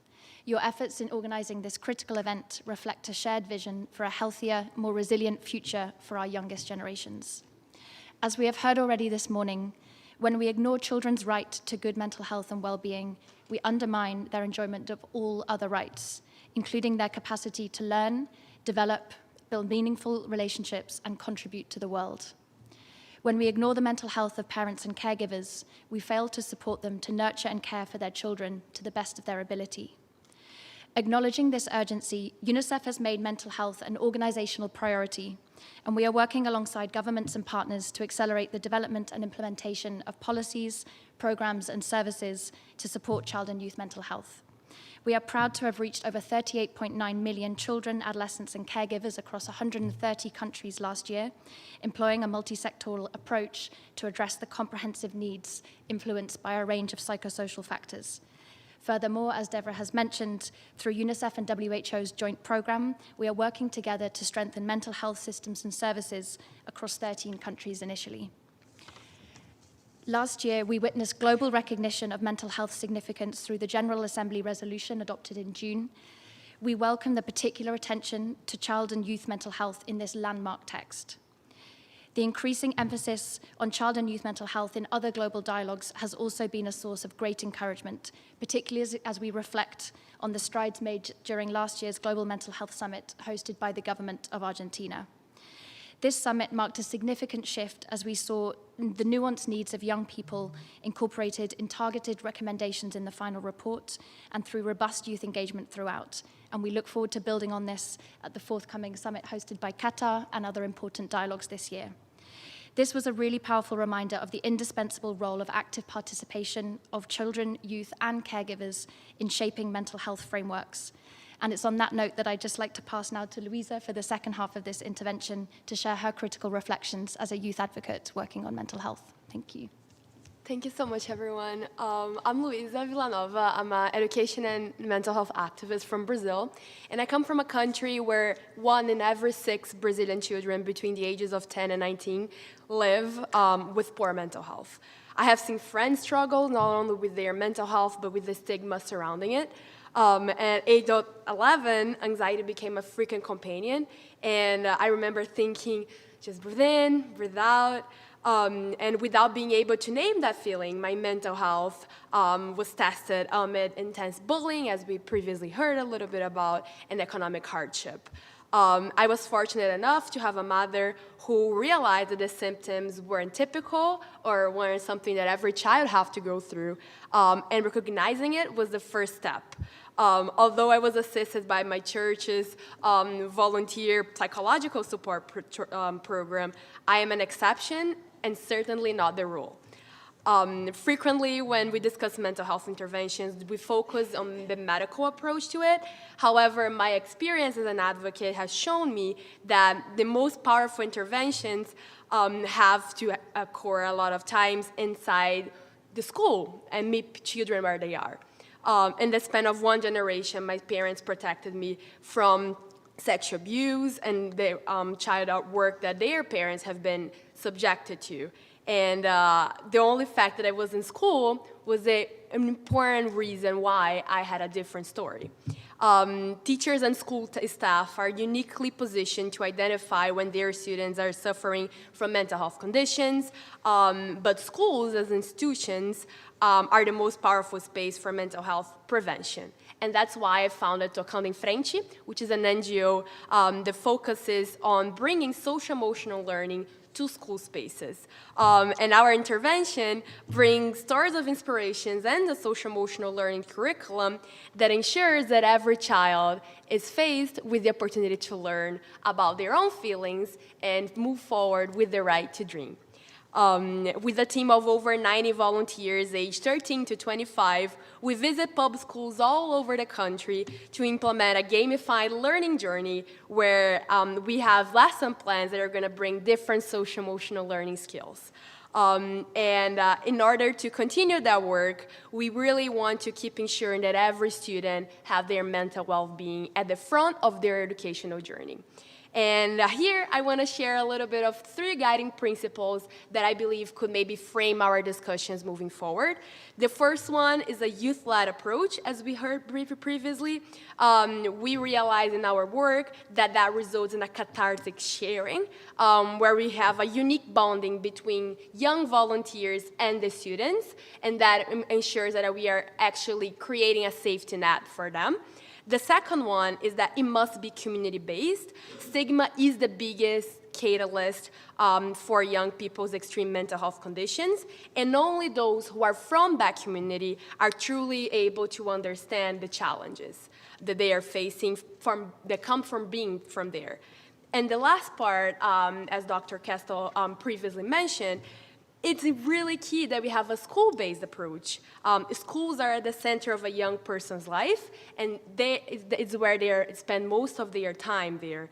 And ensuring that we have a social-emotional learning curriculum and are prepared to support in the initial screening process of students with mental health conditions is the most powerful strategy to find the silent epidemic. It's a hard task, and we heard a lot of hard stories today of people who have gone through those challenges, and I'm sure many of us have experienced that too. And in the moments when I am faced with all those really, really big challenges, I like to think back to my own catalog of resilient memories, and I invite you all to do the same. And just sharing one story that is present in my catalog that helped me find strength to continue fighting for all of this. Marcos Paulo is a kid that we worked with back in the first year of our project. He was suffering because he lost his father for drug addiction, and his mother was faced with extreme poverty moving forward. And in the last activity in his school, I'm really tall, so he hugged me and said, "Lou, because you believe in me, I decided to be a lawyer." And I feel like regardless of the obstacles, the children that we are all thinking about are able to show to us that the right to dream and to keep living has an unbelievable power for mental health prevention. So thank you so much.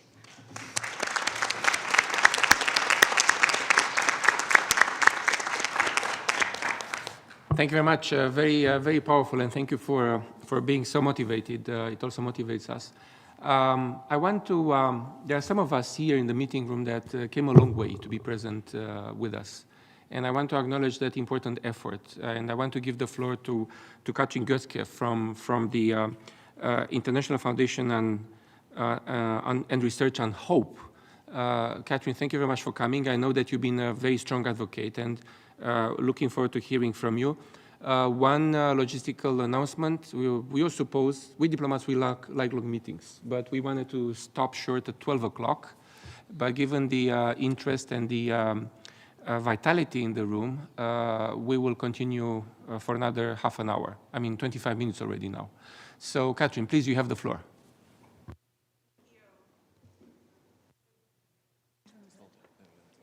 Perfect. Thank you. Thank you so much for hosting this critical meeting. It's a critical time for youth mental health. As you mentioned, my name is Katrin Götzke. I'm a representative at the United Nations for the World Federation for Mental Health, and I founded a nonprofit called IFRA, the International Foundation for Research and Education. Started out as depression and rebranded to hope based on my story. I'm also an entrepreneur and a businesswoman, having successfully run the first nationwide cause marketing campaign for mental health. I come also with lived experience. My dad died by suicide when I was 18 years old. He was a successful businessman. He was a great, great dad. I then, in my 20s, had my own suicide attempt, struggled at a very young age with addiction, anxiety, depression, ADHD, PTSD. Yet this is what I know to be true. What I believe I struggled with fundamentally and what my dad struggled with was hopelessness. And, we were never taught what hopelessness is and how to get to hope. So I'd like to suggest hope as a strategy for mental health. As it's been clearly established through experts like my mentor, Dr. Myron Belfer, that hopelessness is the primary symptom of depression and a key symptom of anxiety. Hopelessness is predictive of all risky behaviors in youth, violence, partner violence, addiction, self-harm, that hopelessness is the single consistent predictor of suicide. And 10 years ago, suicide prevention focused primarily on restricting access to means and 800 numbers, suicide hotlines. And while those are critical, I knew it was never going to save me or my dad. And so I set out to figure out how to teach hope. We were able to prove out our theory that hope is a teachable skill, and our program, Hopeful Minds, was recognized as an innovation by the World Bank. And we've been able to show that as you increase hope, symptoms for anxiety and depression decrease. We all experience moments of hopelessness, every one of us, and it's time to normalize that and ensure we all know how to manage those moments and get back to hope. In adult interventions, there's a 4-to-1 return on investment for mental health interventions. We know for youth, it's a 23-to-1 return on investment or greater. So it makes good business sense. Hope is a protective factor for anxiety and depression. I spoke here at the UN in 2015 on International Day of Persons with Disabilities to advocate getting mental health included in the Sustainable Development Goals. And you did, and I want to thank you for that. Today, I'm asking you to prioritize mental health and to consider passing a resolution for an International Day of Hope at the United Nations, where we elevate science stories and strategies for hope, so that we ensure all around the world know how to measure their hope and are equipped with skills to increase their hope, especially our children. As hope is not just important for mental health, hope impacts all SDGs: poverty, education, gender equality, clean water. We cannot achieve these goals without hope. Today, one of my supporters, Chef Grace Ramirez, is here with us over there. Chef Grace is the global ambassador for the World Central Kitchen, where yesterday 7 of her team members were killed in Gaza. They died delivering aid. And I ask, what kind of world are we leaving for our children? I really believe it's time that we start working together. We start working to find our way back to hope. Thank you.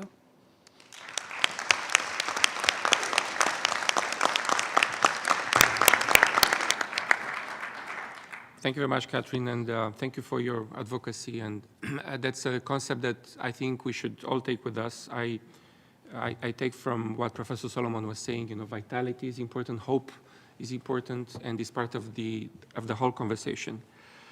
I would like now to juggle again with the list of speakers, and please bear with me. We still have 20 minutes, so let's be as concise as possible. But I want to go to one of our fellow ambassadors, the ambassador of Grenada. Che, do I see it right? Are you there? You are. So Che, please, you have the floor. Thank you so very much, Cornell. Such a powerful interventions that have been made this morning. Excellencies, colleagues, it's a pleasure for me to be here and to represent Grenada. 5 points by way of comment and 3 country experiences. The intervention by my friend from UNICEF / Brazil has been such a powerful intervention, and I highlighted some of the points that you've made that are almost identical to the points that I'm about to make. Point number 1 has to do with the issue of normalizing mental health care, and I speak in the context of Grenada. If someone has an injury to their arm, you see them walking around with a sling or a cast. If you've broken your foot, you see that fellow walking with a cast or a brace. If you've had an injury to your neck, you see them with a neck brace. But when we have injuries and we have challenges with respect to our mental faculties, that's not an easily identifiable concern or something that we can point to. And how do you fix that? How do you respond to that, particularly if and when it affects our youth, as my friend from Brazil has shared? So the issue of and oftentimes youth have been left because they're young people. They're still trying to figure out and appreciate and understand some of the issues that they're going through, even with their own bodies. Issues of mental health are things that they're left to figure out on their own, which leads to my 3rd point, and that's the issue of, again, one of the interventions mentioned it, the introduction of mental health into our school curricula. In Grenada's case, we have very good teachers who, on their own accord and at their good discretion, may teach and may have certain sessions on mental health. But to say that it is not specifically a mandated item on the curricula for our students to learn. We have health and family life types of content. Our students are aware of their different parts. I remember still drawing a grasshopper and drawing a caterpillar in biology class, but in terms of the content specific to what is happening within your mind, the psychology and the psychiatry of the operation of your mind, is the kind of attention and focus that we need to give more content to in terms of our school curricula. Point number 4 has to do, and it's been mentioned multiple times by other speakers, the issue with respect to stigma. We've seen in our experience, particularly with our boys and our young men, they become stigmatized with respect to their mental health issues. The idea of going to a healthcare facility, going to the psychiatric facility, or going to your doctor to get medicine, to, as we call it, to get quote-unquote your shots, they don't do it, or they hide to do it, and they're ridiculed, and then there was a conversation or intervention that talked about cyberbullying and that kind of thing. So the stigma that is associated with seeking help and seeking mental health services, particularly with our young men, particularly with our boys, because the culture says that boys aren't supposed to cry. Young men aren't supposed to show up the emotions. They're supposed to stand strong, stand tall, and it's an emotional response or behavior that is left for the girls or for the females. So that issue of destigmatizing mental health care and mental health issues is something that we have to address. And finally, point number 5 has to do with, of course, with government funding. And I suppose perhaps it's I dare say, a challenge for us all. A lot of focus is given to agriculture, a lot of focus is given to sports and athletics, a lot of focus is given to many other developmental issues that is a perennial challenge for all our countries, and particularly our small island states. But in terms of getting the appropriate funding and focus on mental health needs, there's always more that we can do. And finally, the 3 national experiences. In Grenada's case, what my government has done in the last 15 months or so is to roll out the presence of having counselors at our high school or our secondary schools. The intention here is to give more focus, more personalized and central attention at each particular high school where there is a counselor/mental health professional who is available to be able to meet the needs of our youth. And by extension, the second experience also has to do with our primary care and our primary school level. We also have counselors and healthcare practitioners who have responsibility for the districts of our primary schools. And finally, we have, over the last year in Grenada, we have actually launched a new ministry, the Ministry of Mental Health, Wellness, and Religious Affairs, with special focus and responsibility with our psychiatric hospitals. So we actually now have a line ministry that is specifically focused on the mental health of anyone, really, but we also have a minister who's designated with the responsibility of dealing and treating with mental health matters. And with that, this is a very powerful discussion and session that we did not want to miss. And when I listen to the interventions that have been made on the floor by my other colleagues and our friends, it just reminds us how important this issue is and how much we all need to be advocates on matters pertaining to mental health, particularly when it concerns our most vulnerable members of our society, and that is our youth. Thank you, Chair.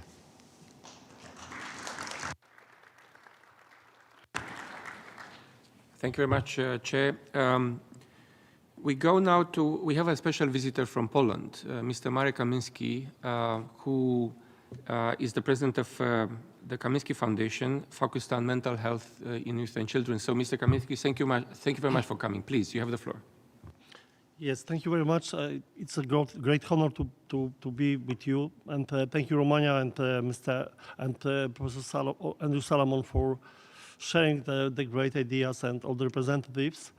Myself, I am philosopher, poet, explorer, and physicist, but more doer as thinker. And the mental resilience and mental health was a key factor for me reaching the North Pole or South Pole, being in the extreme conditions to survive. But now I think the mental health and resilience is the key factor for humanity, especially for young children, to survive.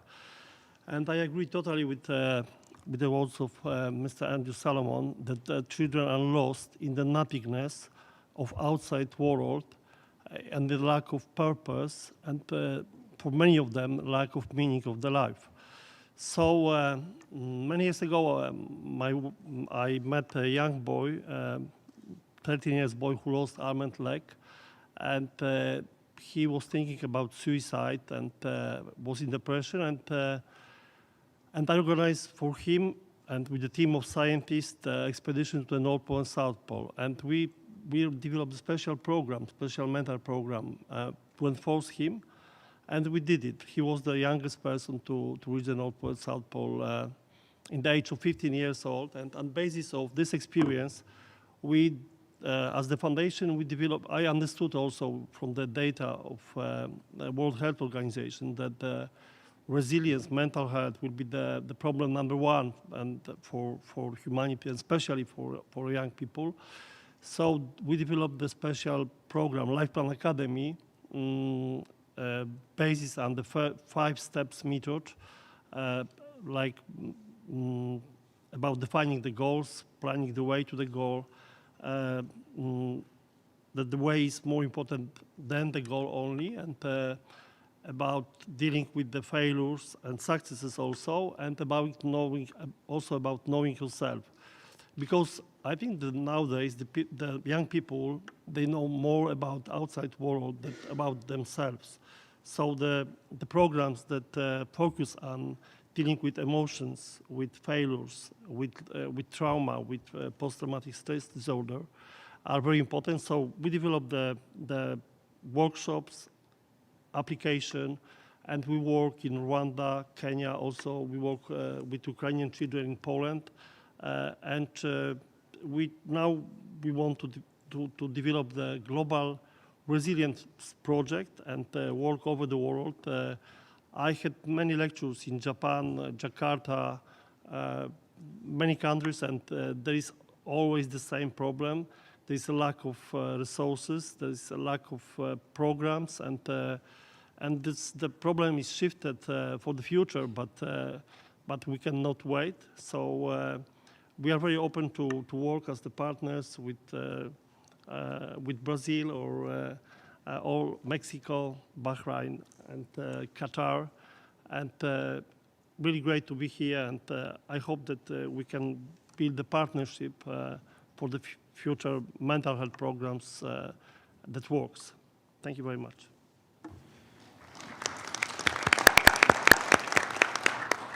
Thank you very much.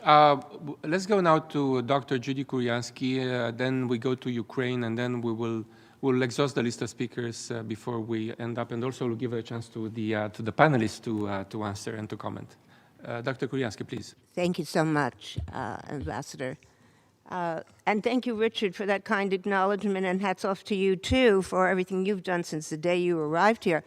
Over all those years, it's amazing to see the countries from all these regions in support of mental health now. So that is really significant. My question is really a challenge and also a way forward from two hats. My first hat is on behalf of the mission of Sierra Leone as their advisor, and to ask, how are we going to move these policies, the UN resolutions, the GA resolutions that have already been put in place? That the PGA just said we need the governments together with civil society to move this forward. So the first one has to do with the First Lady of Sierra Leone and Nigeria passing the resolution on access to justice for survivors of violence, of sexual violence. So that is really significant because violence and sexual violence plays a role in all these issues that you were talking about as a youth, right?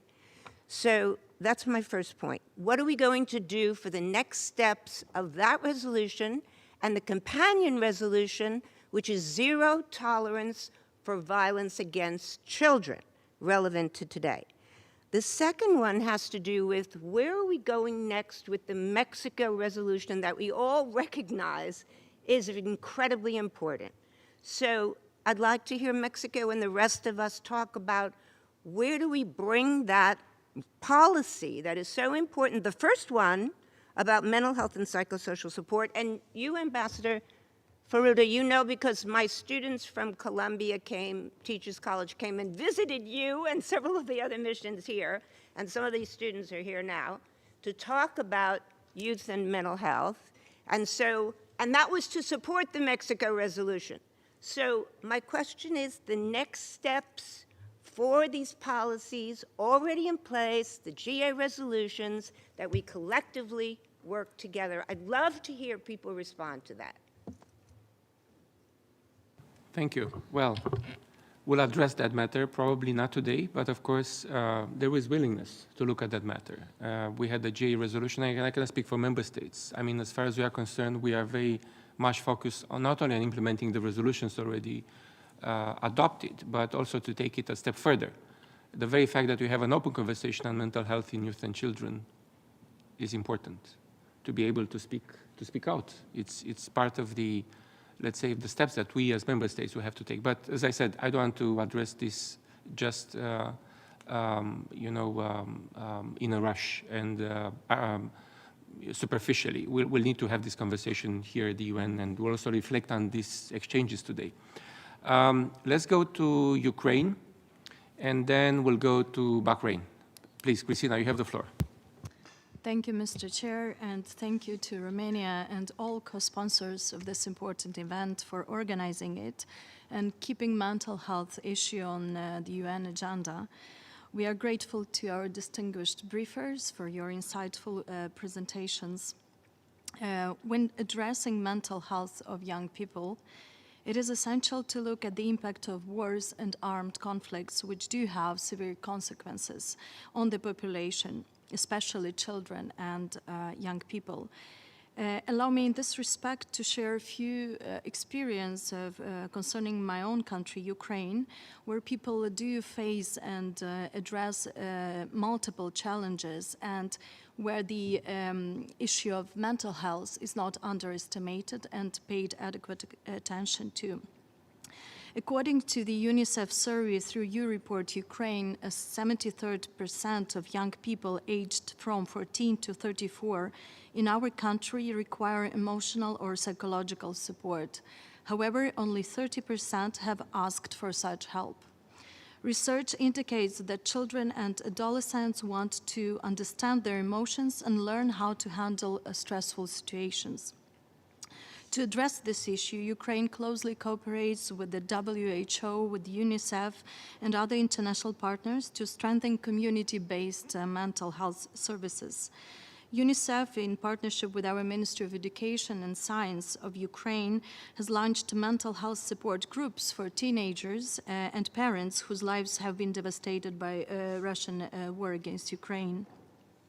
First Lady of Ukraine launched the All-Ukrainian Mental Health Program, which is called How Are You?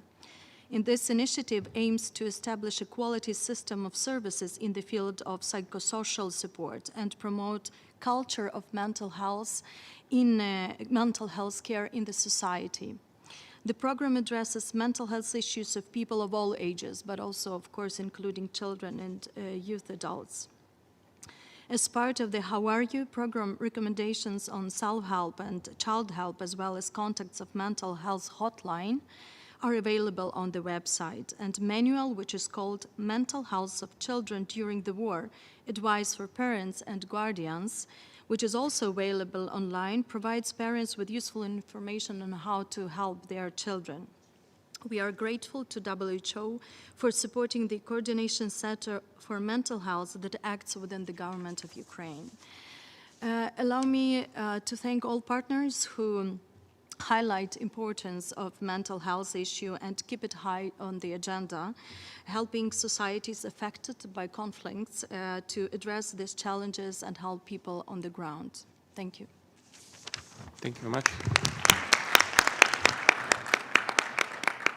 Well, I hate to do that, but we have to be as concise as possible because I think not only you, but also the speakers will have other engagements. Let's move to Bahrain, Japan, Singapore, and then we have you. So, Bahrain, please. Thank you, Ambassador. Allow me to start by thanking you and the co-organizers of this event for bringing us together to discuss the important issue of mental health of children and young people. I also thank the President of the General Assembly and the keynote speakers for their valuable insights. As co-chair of the Group of Friends of Mental Health and Wellbeing, alongside Belgium, Canada, Ecuador, Bahrain attaches great importance to strengthening knowledge and promoting action among member states and partners at all levels on mental health, including that of children and young people. In recent years, the mental health agenda has gained increased global attention. The UN and its agencies have scaled up their efforts to address mental health and psychological well-being, yet the situation remains extremely worrying. As has already been mentioned, this is exacerbated by the impact of multiple crises the world is facing that are taking an enormous toll on children and young people, as well as the widespread stigma associated with mental health conditions and the lack of access to resources and services. While digital technologies can increase mental health risks, they can also contribute to better mental health. In this context, it is important to encourage investment in children and young people's mental health across sectors, especially proven interventions in the health, education, and social protection sectors. And such efforts should focus in particular on prevention, early detection, and care. In this phase of accelerated progress towards the Sustainable Development Goals, we agree that more needs to be done for mental health promotion and prevention. The fourth high-level meeting of the UN General Assembly on the prevention and control of non-communicable diseases disease in 2025 will be a valuable opportunity to reaffirm our commitment to the promotion of mental health and well-being. Moreover, in the lead up to the Summit of the Future this year, it is important to continue to highlight mental health and to encourage engagement on this global challenge for future generations. Bahrain will continue to work, including through the Group of Friends of Mental Health and Wellbeing, with other member states and partners to this end. Thank you. I thank you very much, and we move now to Japan. Please, sir, you have the floor. Thank you very much for the floor, and I would like to appreciate the Ambassador of Romania and also the co-sponsors and partners for having these precious meetings. I would like to be very brief on the comment. And as for Japan, we are famous for the low fertility rate, and we are struggling with low birth rate. But even in that situation, last year we have the unprecedented level of suicide by youth, which is over 500 youths only last year. And as Professor Solomon mentioned, we are struggling with hikikomori, which is social withdrawal by youth. And some experts already pointed out that this is a kind of, one part of this is from the mental health issues in their youth age. And we would like to prioritize the comprehensive support from early stage, encompassing the school education and primary health care, including community health outreach, in addition to child protection and social welfare.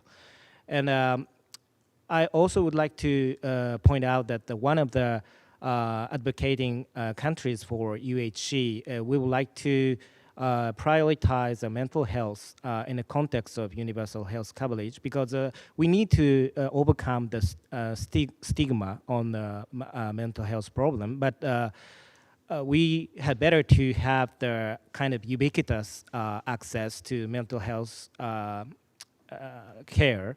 So we would like to strengthen our mental health care systems, including the access, improvement of the access to the mental health cares in the context of universal health coverage. And thank you very much for the precious event today.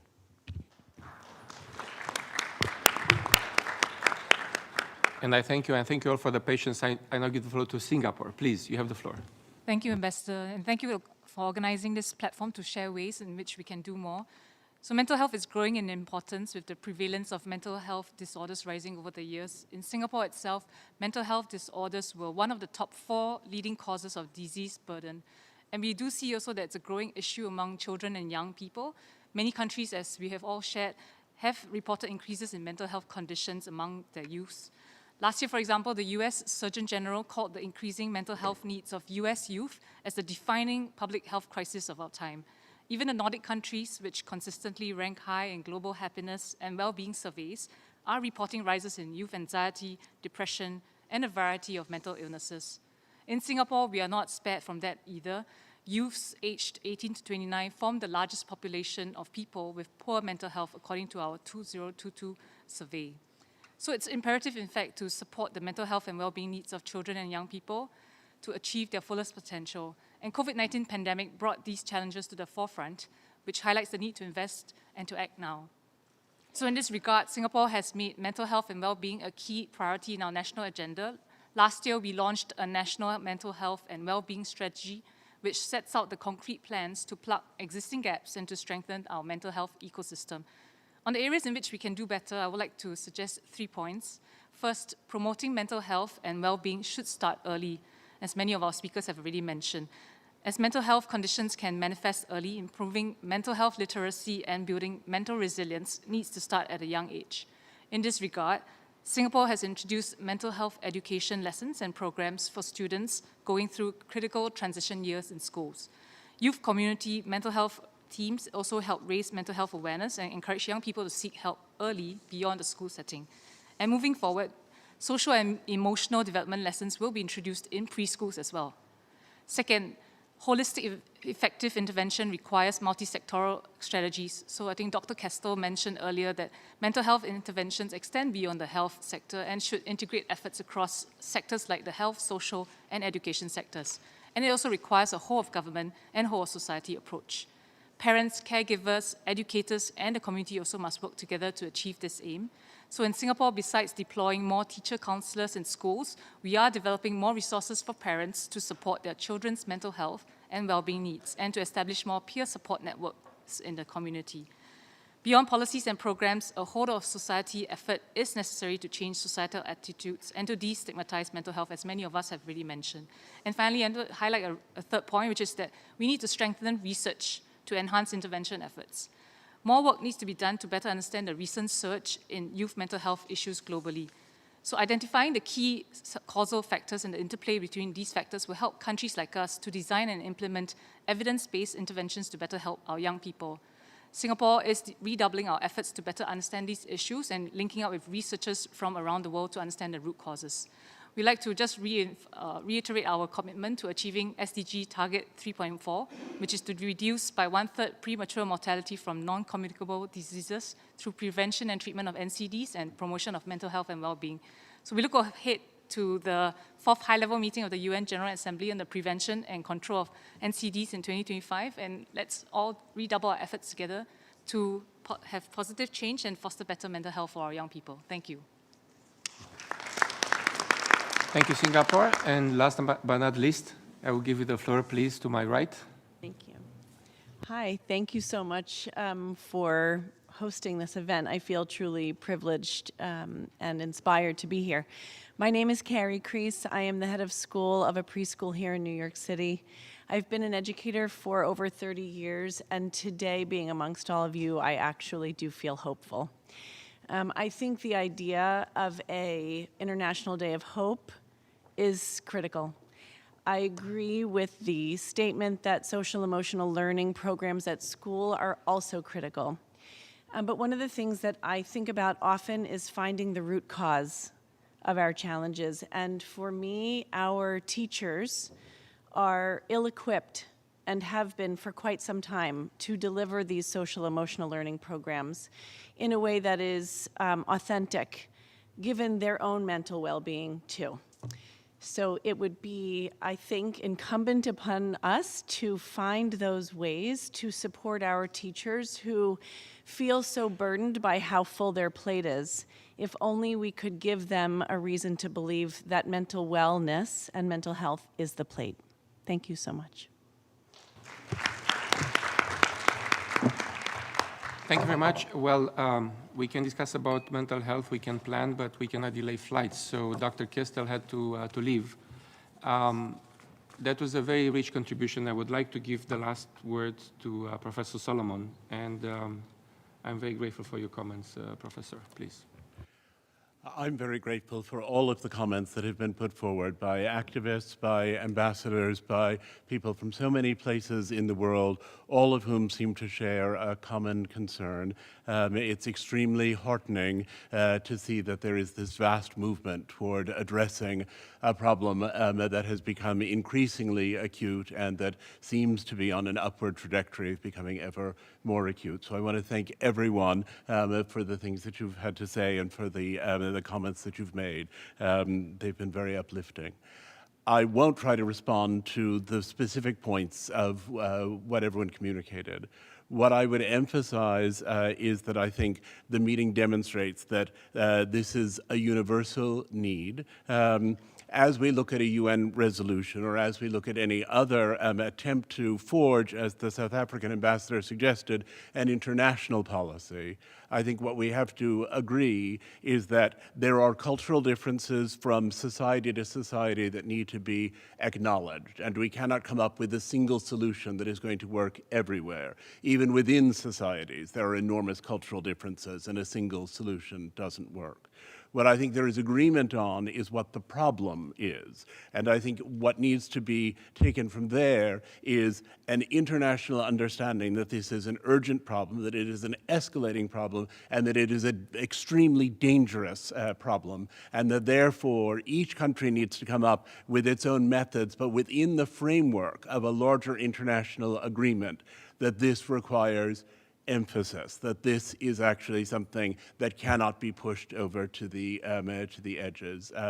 I think it's extremely important, as a number of people have said, to involve young people themselves in this process. All of us who are supposedly authorities on it can hold forth at great length, but there are certain communications to which young people are more responsive if they come from other young people. And so I think this has to be a cross-generational movement.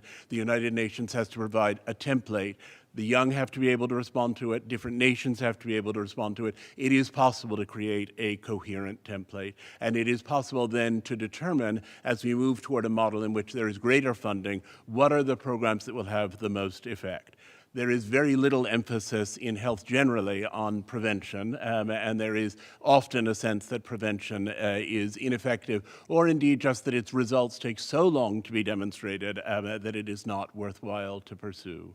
We've heard over and over again today from people in one country after the next that there are strategies, particularly educational strategies, that can be introduced very early on and that can actually forestall a lot of these problems. So on the one hand, this has been rather a bleak meeting with many very dark stories told of high rates of trauma all the way across the world in various circumstances.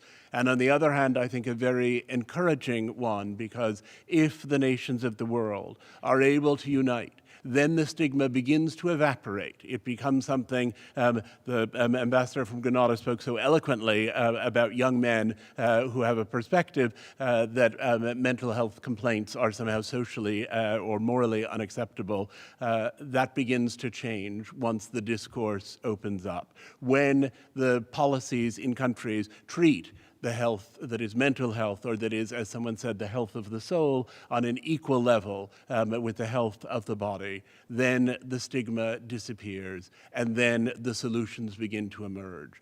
So I would say not only that the United Nations can formulate solutions, but that the very act on the United Nations part of formulating those solutions is itself the beginning of a solution, because it changes people's attitude toward these problems and allows them to understand their right to help, the importance of help, and the capacity that every country, in fact, has to provide help of one kind or another. Thank you.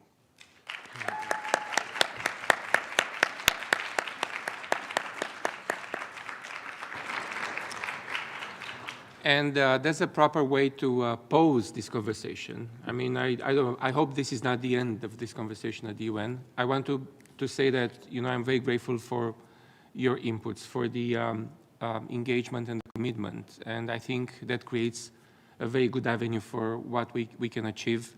And I'm very grateful to you, Professor Solomon, for being so eloquent in bringing this matter very close to our desks and policies that we are discussing here at the UN. I'm grateful for the people here in the room, for those who watched online, and I think this remains one of the key objectives that we have to make sure that we cater for the most important needs of the younger generation, because I think from my point of view, that's an investment in conflict prevention as well, in conflict management, and is very intrinsically linked with the work of the United Nations. So I appreciate, thank you very much.